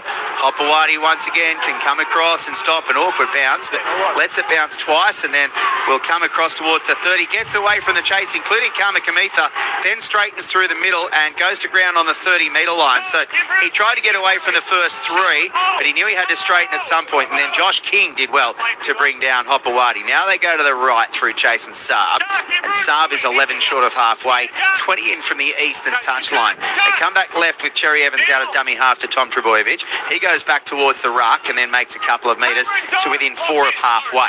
20 in from the eastern touchline still, Manly leading by 6. Siwa Takiaho, first receiver, left-hand side. Good strong run from the Manly front rower. Held up in the tackle, 9 inside Melbourne's territory. He'll play the ball with 11 to go. Left-hand side for Brooks to the line. Gets it away to Hopewadi. To the line again. Doesn't pass on this occasion. Good tackle, Jerome Hughes. Final play for Manly. They're 30 away from the line, 9 in from the western touchline.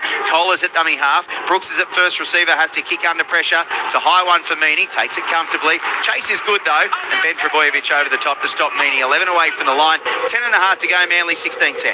We're into something where we haven't had a lot of in this game, and that's a good old-fashioned arm wrestle. We're going set for set here. Which team is going to be the first to break? Melbourne are coming away from their own end through Joe Chan. He's on the 20-metre line. Brought to ground by Corey Waddell. Bit of a push and shove after the play the ball there. Grant scoots out of dummy half, makes the most of only one marker. 31 away from the line, 22 in from the eastern touchline. Grant will play it for Wishart. Wishart comes open side right. Josh King straightens on his run. Good old-fashioned front rowers hit up there, 10 short of halfway. Final play for Melbourne, and Hughes will kick from the 40-metre line, high up in the air for Ruben Garrick. Takes it on his own 10-metre line and returns it towards the 20. The chase is measured and calculated, and Tuikama Kamitha can bring Garrick down 23 away from his own goal line, 20 in from the western touchline. Less than 10 minutes to go. Only a converted try in it. We could start thinking about a bit of free footy as well. Could we go extra time? We've been here before in Melbourne. Daly Cherry Evans did it in 2019. Manly won 11-10 in the 90th minute. Will we get that tonight? Manly 16-10. Tavunga out of dummy half, 30 away from his own goal line. He takes the tackle, 12 short of halfway. 20 in from the eastern touchline. Cherry Evans dummy half, left Siwa Takiaho. Takiaho's 4 away from halfway in centre field. Final play for Manly. Tavunga comes left again for Brooks. He'll kick high up in the air towards Meany. And Meany has all the time in the world to take it on his own 10-metre line. He'll run into the Manly defence and start this set. 20 away from his own line. 9 to go. Manly 16, Melbourne 10. This is hard footy. There's less than 9 minutes to go at the moment, and both teams, this is the biggest arm wrestle we've had all day, so it's going to come down to a bit of fitness and a bit of discipline. Melbourne is slowly but surely winning the field position battle, and I think at the end of the set, there's more Manly players struggling to get back on side than Melbourne, but in the end, it's going to come down to discipline. Real attritional, and you know, Harry Grant's done really well out of dummy half the last couple of sets to get a roll on. They go left, Melbourne. They have it through Sean Bloor, play 4, and they are 5 inside Manly's half. They go left. Munster goes on a bit of a run. He makes 15 metres, and he's brought to ground on the 30-metre line. So this is good field position for Melbourne on the last. 30 away from Manly's line. Hughes will go to the skies. Waiting for it is Hopewadi. He has to come a long way forward. Coates is coming through. Xavier Coates gets it and scores! Oh! Somebody pinch me! Xavier Coates can do anything! Xavier Coates flies through the air, takes the ball out of Lehigh Hopewadi's hands, scores his third of the night, Xavier Coates. He is now the second highest try scorer here at Amy Park. He's got 38 in 35 games, and that one could be one of the most crucial, as it's 16 points to 14. It gives Nick Meany the chance to level it up with 7.5 to go. The cream rises to the top, and we see what players work on constantly during the week come out in the biggest moments. No one trains hard at catching those balls more than Xavier Coates, and he shows time and time again when his team needs him to take a high ball at a very important time, he does it consistently. Shout out to him for Jerome Hughes. He's been very disciplined with his kicks, constantly pinning Manly back, sorry. Never, ever write this team off, Ian Cohen. No, they always play the 80 minutes, and as I said earlier, Manly just couldn't land a knockout blow in the first 15 or 20 minutes after the half-time break. They needed to get another score on the board at that stage. Now, obviously, we're opened right up, but Hopewadi was fighting out of his weight division, and he was good running him down, but not good in the air. Meany, 10 metres inside the eastern touchline to square it. It's 16 all. Slow to move in, making sure of it. Strike circuit, touch, judges, flags go up. The Melbourne fans tell the story. The relief is palpable at Amy Park. Melbourne Storm fans, 19,011 here tonight. The majority of them cheering for the home side. They've been biting their teeth, biting their fingernails with their teeth all night. But finally, there is some real light at the end of this tunnel. 16 all.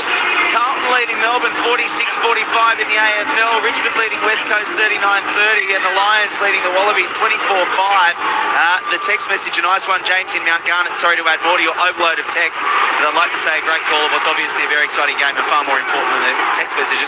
Thank you, James. Appreciate that. Around the fire, cooking your camp up and listening to the games. How good was the dog, says Wes from Kyogle. Thank you, Wes. Plenty more there as well. We'll try to get to them at full time, although we're off quickly because you will get the final stages of that Wallabies Lions test match after this one with Quentin Hull, Phil Mooney and Zane Bojack. Melbourne have the ball 30 away from their own goal line. It is 16 all. There is 6 to go.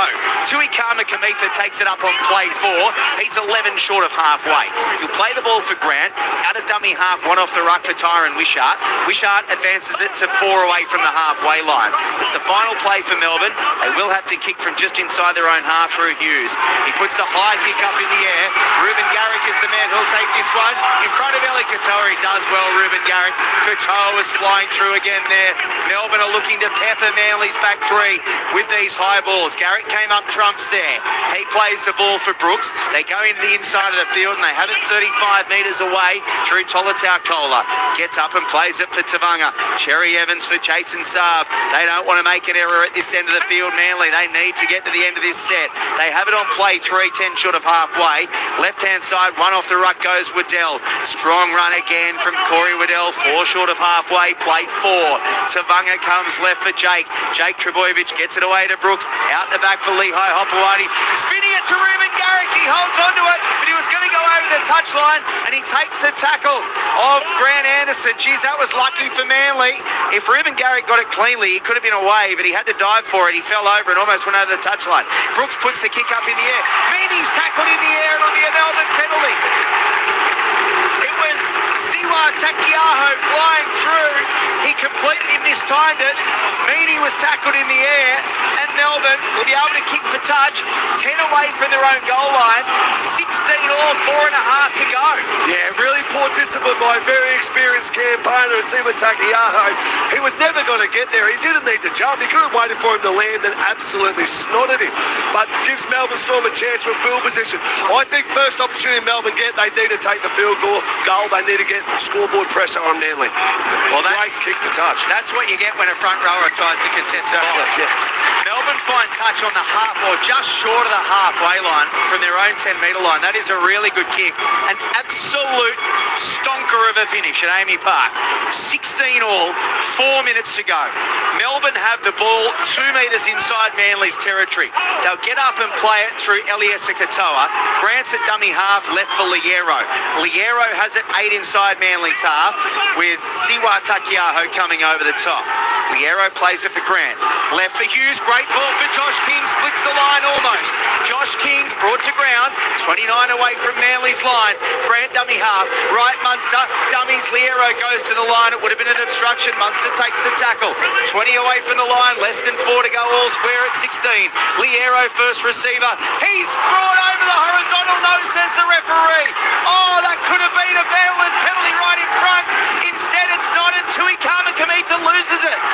Geez, they might look at this. Harry Grant is going to challenge. Was the tackle on Trent Liero above the horizontal? What say you, Ryan Hoffman? I would have been happy to play on, to be quite honest. We are just seeing a bit of a push and shove as well. Yeah, I think White Raymond's had a good game. They believe there's a dangerous tackle prior. In the absolute cauldron that this is, absolutely. Yeah, I'm happy with play on, to be honest. It was Jazz Tavanga. Ian Cohen, it happened pretty much right in front of you.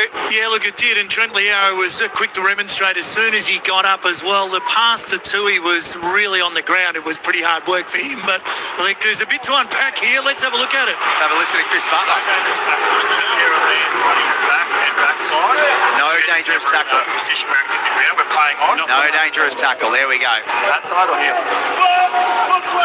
So we're playing on Meany throwing the ball to Tui Kamikamitha, who loses the ball. So Manly will get a scrum feed 20 away from their own goal line, and that is one of those moments where a game is decided by millimetres. I reckon if he went any further across the horizontal plane, he probably would have passed it, and Melbourne could have got a penalty there, and it could have been very different. Yeah, but the right call was made. Oh, of course, I agree. Yeah, definitely great call, White Raymond, in the heat of the play, but Nick Meany didn't need to throw that pass to Kamikamitha. It was a mongrel of a pass. So Melbourne coming away from their defending their own end of the field. Manly coming away from deep inside their own 20. They spin it right. Tom Trebojevic over the 30 to the 40. Now Manly have to come up with something as well if they want to end this in regulation. Jason Saab towards the halfway line. 3 minutes to go, all square at 16. Saab plays it on halfway, 20 in from the eastern touchline. Left one off the ruck, Takiaho. Held up in the tackle, 5 inside Melbourne's territory. Plays it for Tavanga. Right-hand side, Cherry Evans. Cherry Evans up over the 40. 35 away from Melbourne's line. Final play. Will Luke Brooks have a go here? From 40 metres out. The left foot of Luke Brooks towards the post. It's wide. Luke Brooks was looking to make it from just outside 40 and just puts it wide. So Melbourne get a 20-metre restart and a 7-tackle set. It's gone over the dead ball line. Hang on. Captain's challenge. On-field ruling is a field goal that misses and goes dead. Manly believe there's dangerous contact on the kicker. Okay, was Luke Brooks taken out after he kicked it?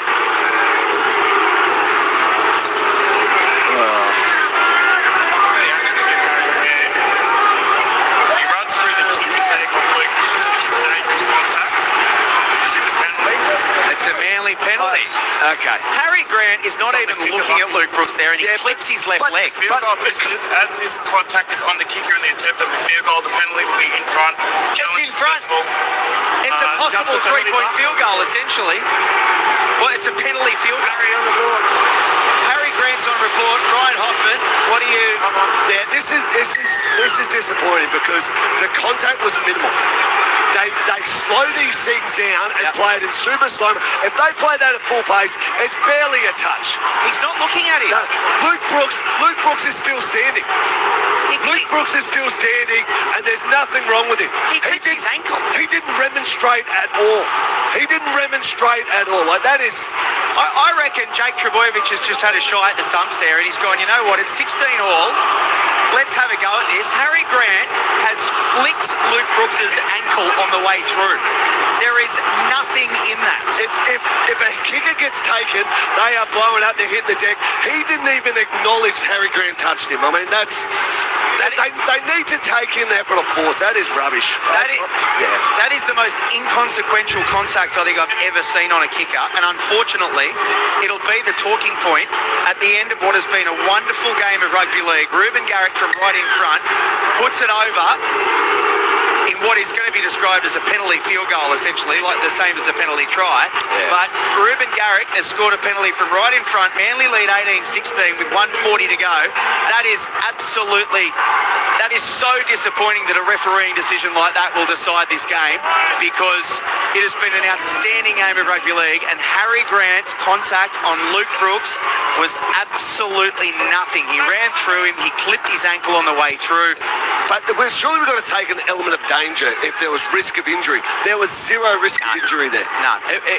Look, the only thing I could say, it was a bit late, but their short kickoff is in Melbourne's hands.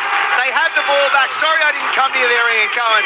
We're all a bit gobsmacked up here, and Melbourne have got the ball 10 inside Manly's territory.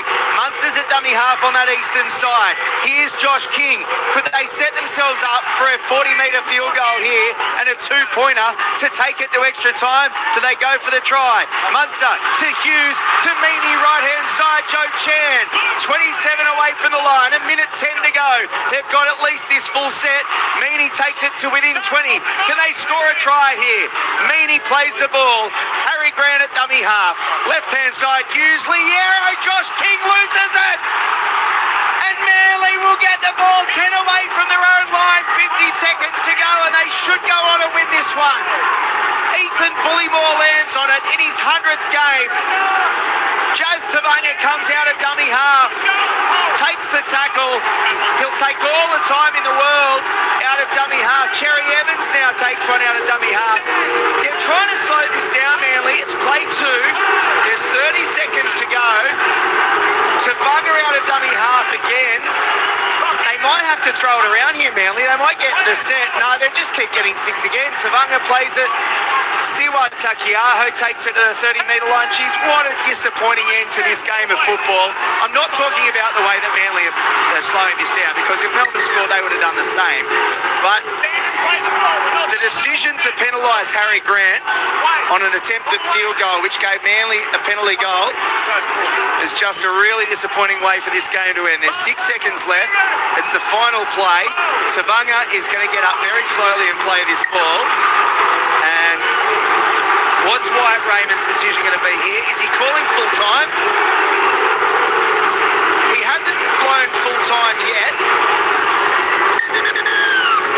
He is calling full time now. Manly win 18 points to 16 over the Melbourne Storm in what was, for 79 minutes, an outstanding game of rugby league. Unfortunately, whatever way you decide whether it was the right call or the wrong call, it was a refereeing decision that decided this one. And Manly will go on to win for the first time in Melbourne over the Storm, 18 points to 16. Ryan Hoffman. I don't actually think it was a bunker decision, not the referee decision, because I think Wyatt Raymond an officiating decision, decision, which it shouldn't have come to. We should be talking about a great game. Manly were in their rights to challenge, but Jake Trebojevic has had a complete shy at the stumps. He's like, you know what? We'll have a crack. 100%. Like it's the poor bunker decision there. The referee was happy with it at the time, and he gets overruled. Like I think that's just. We've got to be talking about this rather than what was a very entertaining game of football. And look, to be quite honest, Manly were the better team for longer parts of that football game. Just looking out for Ian Cohen. Oh, there he is. I can see him in his bright blue beanie. He'll get some immediate reaction, and we'll listen to Ryan Hoffman's ABC Player of the Year points after that. But let's get down to Koza now. Yeah, with Luke Brooks. Luke, talk to us about those last couple of minutes. You took it to Storm right away. You were right up and in their grill, but talk to us about the last couple. Yeah, obviously, what's going on? What's happening here? I'll get an interview. Oh, okay. Well, Luke Brooks is... he's got to go to TV, I think. Yeah, well, they actually selected someone else, and so that's why I got Luke Brooks. So that's something they need to work out. I'm going to go and see who else we can find here. Yeah. I'm seeing if DCE's just around. I might try and... So for those playing at home, usually the television host broadcaster chooses who they want to talk to, and then us radio people can pick up the rest. Dally Cherry Evans is doing stuff for the Manly social media team, and Luke Brooks has been taken away by television despite originally thinking we were going to be able to chat to him. Ian Cohen doing his best. Ryan Hoffman, while we're waiting, I might get your ABC Player of the Year points. Yeah, 3 points. It was in the losing team, but I've got to give it to Xavier Coates. 3 tries. I thought he was absolutely brilliant. 2 points. Dally Cherry Evans, I was really impressed with his defence. Not something I associate with Dally Cherry Evans a lot, but he was very good. And Kohler gets my 1 point because he was very strong. Let's get down to Cohen. Tom Trebojevic is with us. Talk us through those last couple of minutes. You took it to Melbourne Storm nice and early. You got up and in their grill. You had them off, but the last couple of minutes. Yeah, I thought we, especially the first half, really dominated. Probably didn't come out well enough in the second half, and we were kind of losing it for a period there. And they got back to 16 all, and then we got a call like that, which is pretty lucky, and end up winning the game. So happy with that one. What was the talk amongst the team when that call was made? Because obviously you took it. There was a captain's challenge, obviously, from your brother. What was the talk in the team?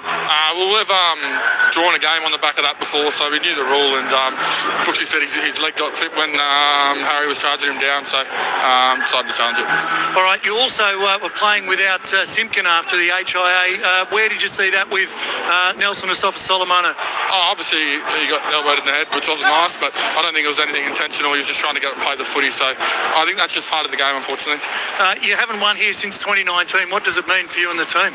Look, it's a big game for us, really big game for us, and they're one of the top teams in the comp for no reason. Like, why they're one of the top teams in the comp, and they're so good down here. To come down here and get the job done, very happy with that. Thanks, Tom. Thanks, Ed. Appreciate it. Thanks, Koza. Well done. We might try to get one more, and maybe Quentin Hull can play that through the end of the Rugby Union, because we are going to head off to the closing stages of the Wallabies Test match against the British and Irish Lions at Lang Park. So thank you for listening. Thank you, Koza, for all your efforts. We'll get you to record something down there now. Hoffy, always appreciate it. Thank you, Glenn. And thank you for listening as well. It has finished full time at Amy Park on what will be a controversial night as we read the papers tomorrow morning. Jason Saab, Tolotau Kohler, Ruben Garrick with the tries. Ruben Garrick kicking 3 from 5 for the Melbourne Storm. A hat-trick to Xavier Coates, not enough. Nick Meaney kicking 2 from 3. Full time, Manly defeating Melbourne 18-16. Let's head to Lang Park. Pitched by the Australians. Bell was there to read that flick pass. Australia's got the ball after a messy exchange on halfway. They shift it to the left. Tom Wright gives it on to Suoliti, slowly getting into the test match. He's taken down 35 out in the left. Blindside McDermott gives it to Wilson. Grab it down the touchline. Here comes Potter. Oh, not quite the wizardry moment for the Wallabies as the Gilbert took a left turn and goes over the touchline before Harry could get his hands on it. Yeah, it was great use of the short side by the Wallabies, and it was Harry Wilson who rolled the ball through on his right foot this time. We're accustomed to see him kicking with the left foot. For those of you joining us from the NRL coverage, welcome to the first of the British and Irish Lions test against the Wallabies. Quentin Hull, Phil Mooney and Zane Bojack with you at a packed-out Lang Park.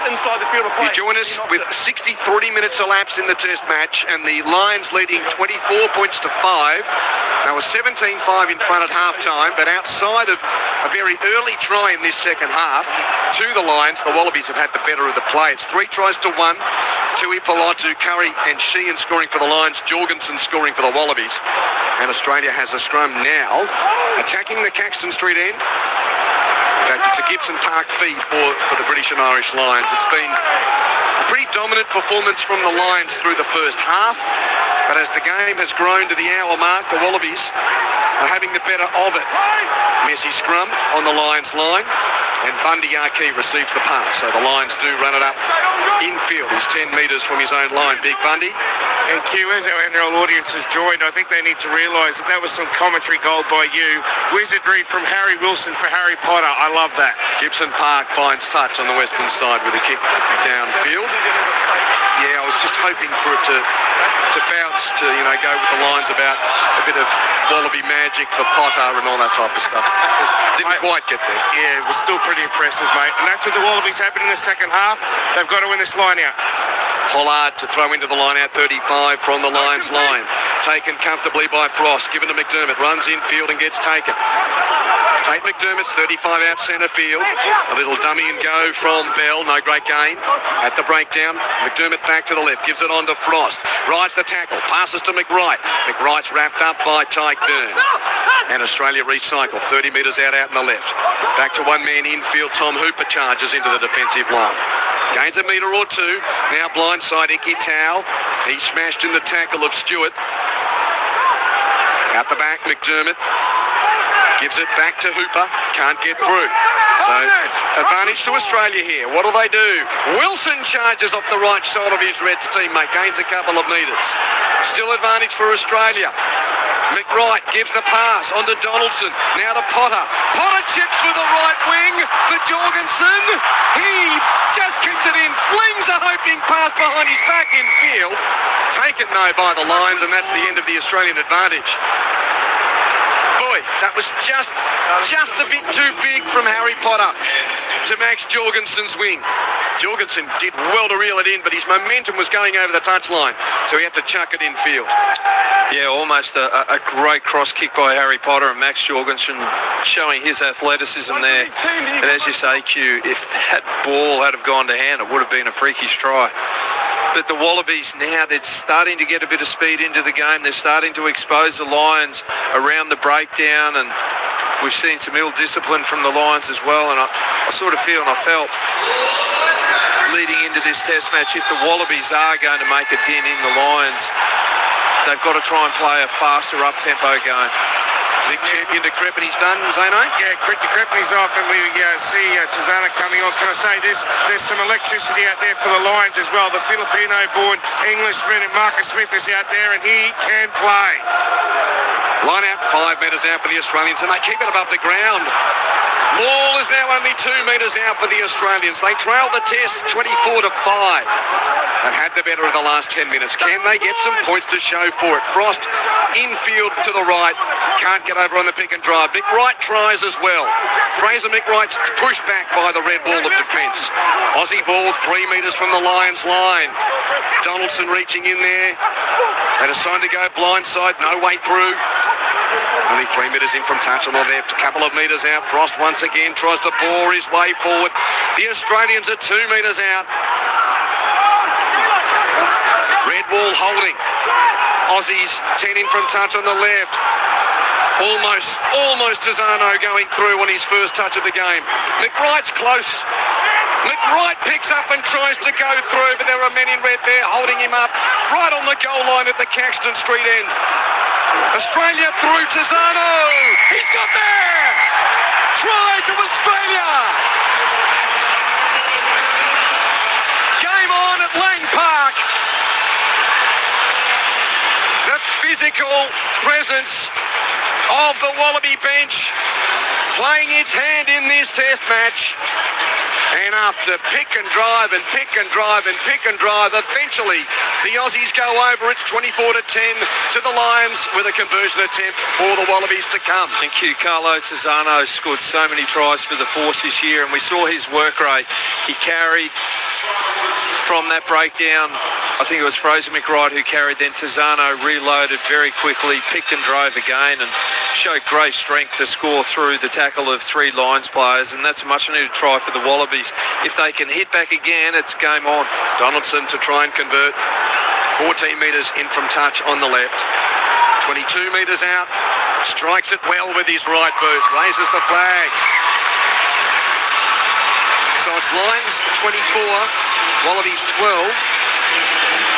24-12 in favour of the British and Irish Lions. And what's happened in the last 10 or 15 minutes, Bill, for the Australians to finally feel like they've got a bit of traction in this test? There's about 11 minutes to play.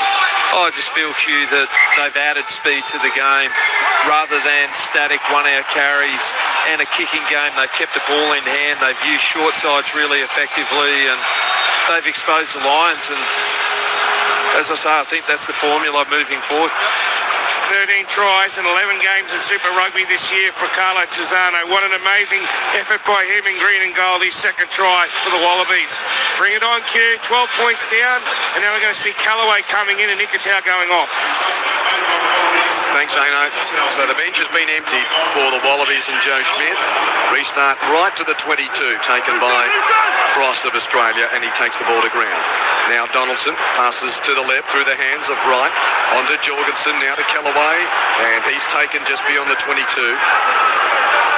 McDermott there, passes back one man infield. Try scorer Tizzano can't get through. It's a red ball, it's a gold ball, 25 from the Wallabies line. The touring fans want to get behind their men. McDermott with the box kick downfield. Comes down on halfway. Play on, knock on Australia, I fancy. Is it? Okay. Red ball. Yep, Gibson Park feeds it infield to his skipper. Itoje into the defensive line. No way through for the towering English lock. Maro Itoje is tackled. Thank you. Slow ball at the back here for Gibson Park. Nick, take a step, Nick. Now he puts his boot to it. It's another shallow bomb. Will come down just inside Australian territory. Knocked on by the Aussies into the hands of the red. It's Stewart cleaning up for the Lions. Gibson Park now passes left field through Conan. Quick hands. Burns' pass was a little suspect. Earl takes it forward. Referee lets it go. Earl's tackled. Gibson Park tries a little kick in behind the line. Took a ricochet into the hands of Stewart. The Lions have got it. 25 metres out. Now to the left. Burn through Arkey. On to Smith to the edge for Freeman. Tommy Freeman loses the ball forward. Well, good defence from the Australians. What about that, Phil? Marcus Smith, I talked about how quick he is. He hasn't got the sleight of hand of Finn Russell, but he's just absolutely electric around the ball, and he's really brought a new energy to these men in red. Yeah, he's added pace already, and looked like there was a forward pass here in the midfield off. Just, I think it was... I couldn't see who threw it, but it definitely looked like a forward pass. But there's real urgency now to the Wallaby game, more speed in defence. There's more line speed. They're putting the Lions under a lot more pressure, and it's positive signs. As I say, the Lions were so dominant for the first 55, 60 minutes of the game, but the Wallabies have had a really good last 15 minutes and exposed some real kinks in the men in red. And the official attendance has been posted at 52,229. 52,229. An amazing scene at this once in a 12-year test match in Brisbane. Australia trailing it though, 24-12. Scrum on their own 22. Aussies win it. Pass to centre field. Sualii's pass is knocked on by Callaway and picked up by Jones of the Lions. He's tackled. That was loose from the Aussies. Men in red have got it centre field. 22 from Australia's line. They score here. They'll go to Melbourne 1-0 ahead. Itoje to the left through the hands of Smith. Out to the edge, but again the Wallaby goal get across to make the tackle. Conan receives near the wing. Suali'i makes the tackle.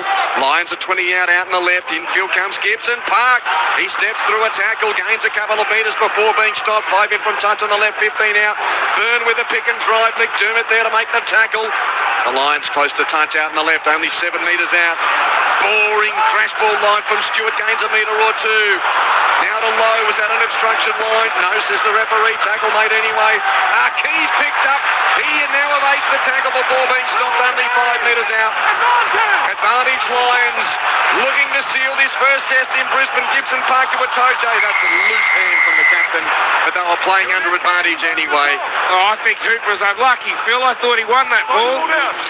Yeah, the referee, Ben O'Keefe, saying that Hooper went past the ball and placed one hand on the ground before then having his go at it. So, yeah, it's one of those fine line decisions. And Wallabies must down the line. Going for goal too. Even the Wallabies, when they ran the ball there, Zano, were able to create space. It was just an ineffective pass by Suwali to Andrew Kellaway, just down that around his knees, and unfortunately Kellaway was unable to hold it, and then Lions were hard on the attack. I'll let you know when there's 20. So Marcus Smith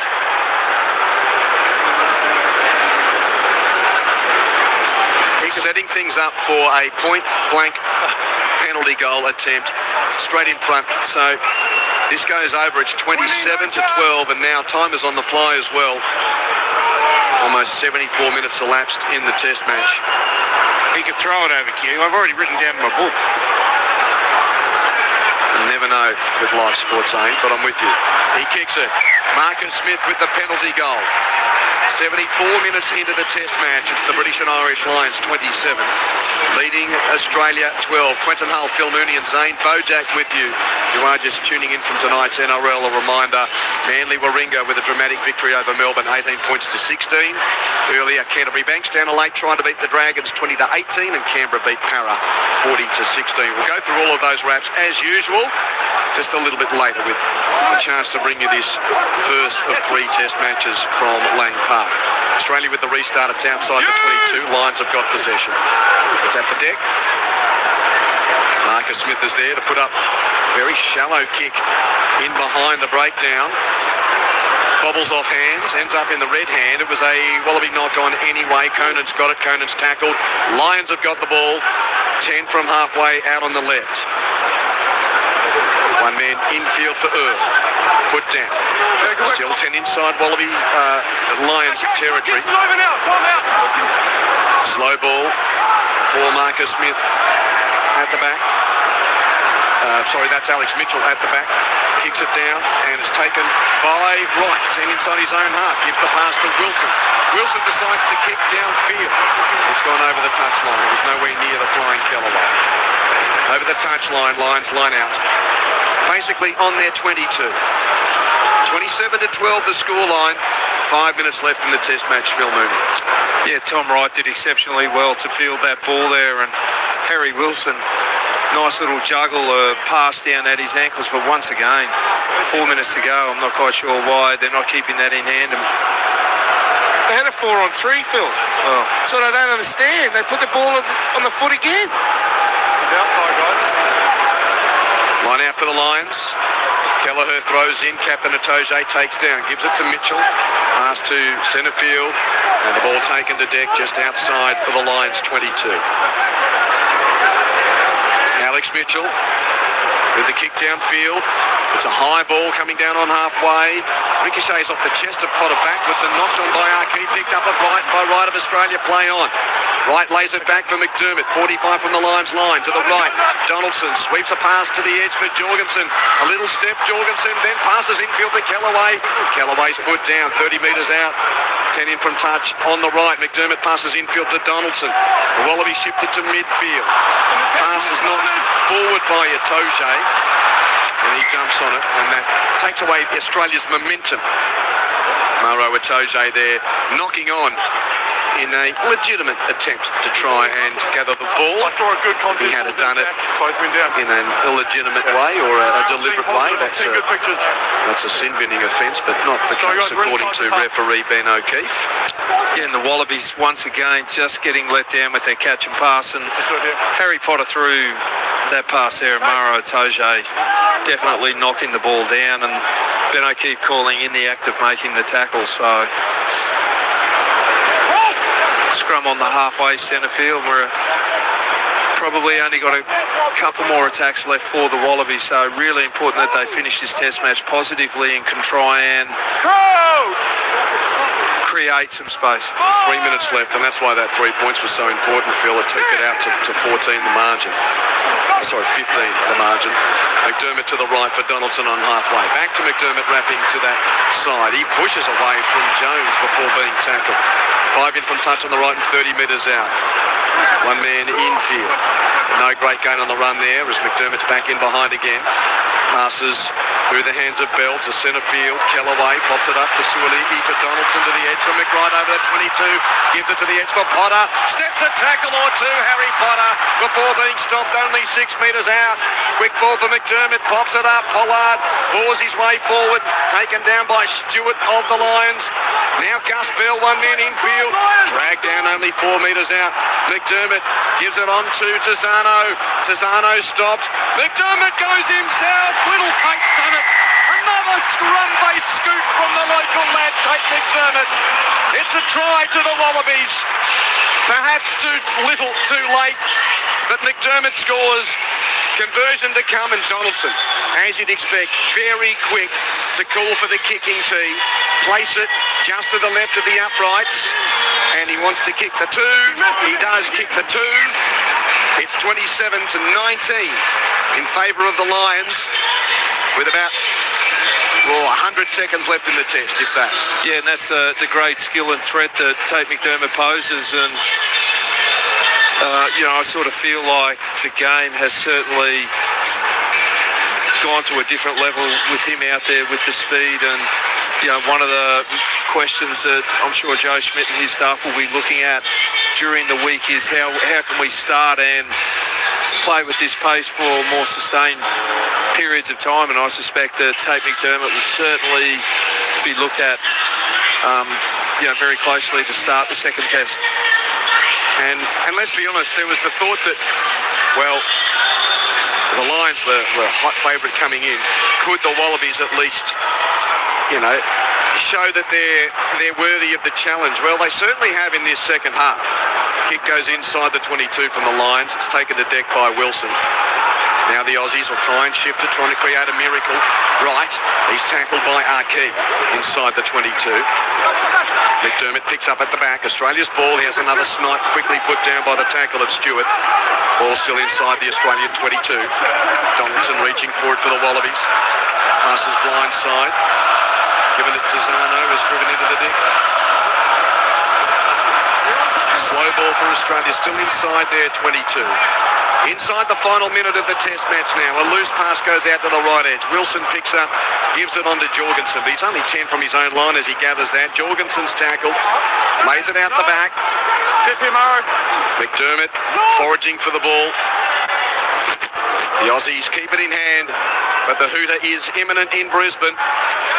And the Red Sea will move to Melbourne with one game advantage as McWright, on a sweeping left side move, tried to create something. His pass is loose to the edge. And that looks like it's the last movement of the test match. There is a line out for the Lions. I fancy they'll try and take it. Line out.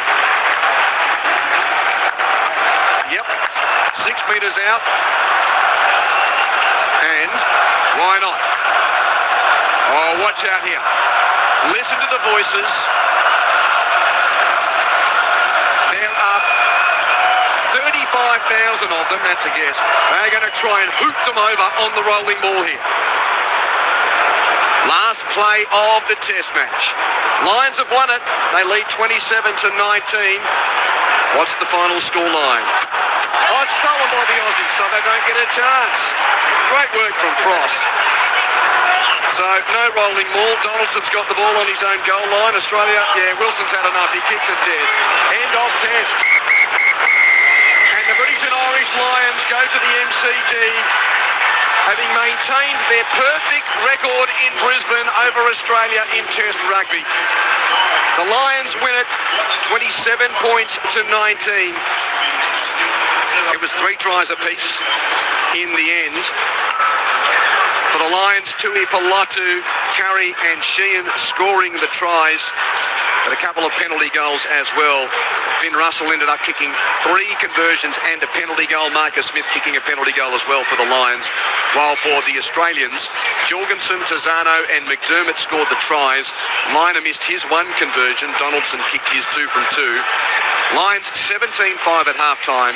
Win the test 27-19. Stay close. We'll get Zane Bojak's interviews from ground level. We'll get Phil Mooney's assessment. And as well, we'll do our regular Saturday night NRL wrap-up with the victories to Canberra, Canterbury, Bankstown and Manly. Warringah earlier today. Well, Phil Mooney, the Lions remain perfect in Brisbane. And we go to Melbourne with the Red Army. 1 up. Yeah, for the first 55, 60 minutes of the Test match, Q, it looked like it was going to be a complete shutout. They were so dominant, the Lions. They pinched a lot of ball of the Wallabies at the line out. Their contact work was exceptional. Then around the 55th, 60th minute, the Wallabies, with the introduction of some fresh legs on the bench, they played the game at a greater pace, and they certainly exposed the British Lions in some areas of the game. I sort of feel like if the Wallabies want to make an impact in the second and third test, need to play more ball in hand. Some of the kicking tonight was pretty average. Hopefully for the Wallabies, if Will Skelton and Rob Valentini become available, there's a couple of big bodies that they certainly missed out there with the hard carries. So, yeah, I sort of feel that if you're a Wallaby supporter, the last 20, 25 minutes of the Test match showed that, the British and Irish Lions certainly aren't infallible, and Wallabies need to be better with a lot of the execution, but all is not lost. 27-19, that final scoreline. And for those just joining us, the size and the sheer class of the Lions was so apparent in the first half. And when Dan Sheehan scored a try just in the opening phases of the second half to take it out to 24-5, it looked like it could have blown out badly for the locals. But all power to the men in gold. I think from the 50-minute mark onward, I think the Wallabies probably won at least the last 20, 25 minutes of the Test match, but they were well outplayed for the majority of the first hour. And the reactions will be interesting to hear from ground level. Yeah, and we spoke about it before the game, Q, as well. That's the Wallabies, the home team. Obviously, their second match, having only played Fiji the previous week. The Lions have now played 6 matches, so you would think that hopefully the last 20, 25 minutes of the Wallabies' performance is an example of what they can do, with another week together moving to Melbourne. And as I say, without, false hope, the Lions certainly are a dominant side. There are kinks that the Wallabies can look to exploit. So, what didn't work in the first 60 that worked at the back end of the game for Australia? Yeah, well, I said it during the game. I sort of felt their attack was really static. It was one out running. The Lions were able to slow down the Wallabies' ball, and Tom Liner was put under a lot of pressure. And as a result, we saw kicking from either from Jake Gordon or from Tom Liner. It was rushed. It wasn't accurate.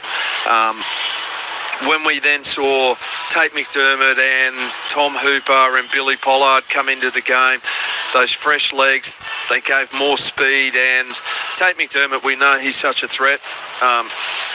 Exhibit A was the try that he scored. And, I just sort of feel like that's the way the Wallabies have to move forward if they are to pose a threat in Test number 2 and Test number 3. So the Australians just taking a moment to gather their thoughts in a group, and now they break, and I'm sure that Zane won't be too far away from bringing us an interview. So 27-19, the final scoreline. Tui Palatu, Curry and Sheehan, the try scorers. So we got Scotland, England and Ireland scoring tries for the Lions, and as mentioned, Finn Russell kicked all 3 conversions. He kicked a penalty goal early as well in the first minute of the game, and then that Marcus Smith penalty goal late completes the 27 points for the Lions. Jorgensen, Tizano and McDermott, the try scorers for the Australians. Liner missed his 1 conversion attempt. Donaldson kicked both of his. Yeah, and Q, I sort of feel I spoke about the line out, being a little bit stuttery, but the Wallaby scrum was good. they were able to secure a couple of penalties from the scrum. They had the Lions under pressure. So that's a positive.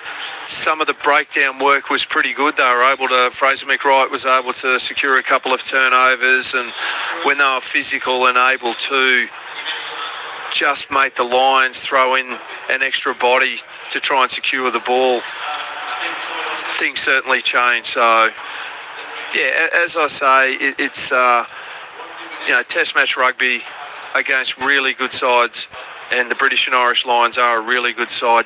The ability to execute all your catch pass, make them stick and get the detail right, the Wallabies will be better next week.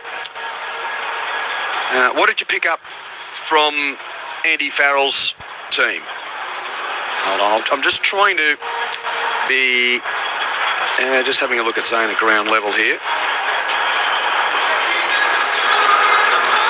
Hopefully you can, it's a bit different these days. The British and Irish Lions, not only do they bring thousands of touring supporters, they give a big media contingent that sometimes can make it a bit tough to get a chat. I'm hanging with you there, Zane. I hope you can get some type of reaction.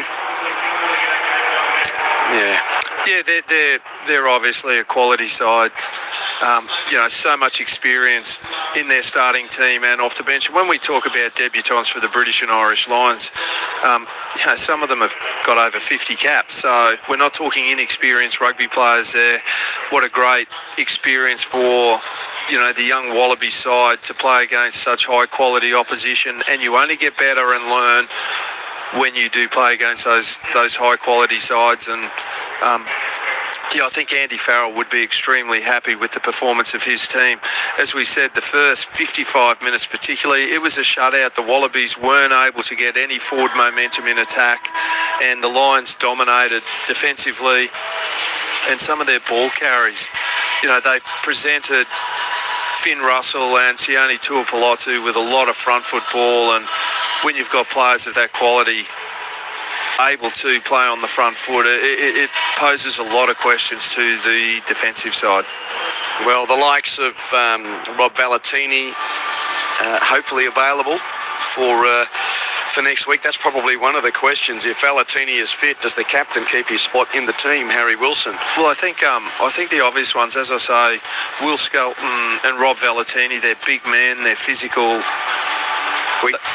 Sorry, Phil, I've seen Zano. He's finally been able to grab some talent down at ground level, and an Australian try scorer. Well done, Zano. Yeah, I got a try scorer down here, and we're so proud of him. He came on and made an immediate impact. Tate McDermott, I know it wasn't the result you wanted, but how critical was it that the Wallabies fought back in the second half and laid down a foundation stone for the MCG?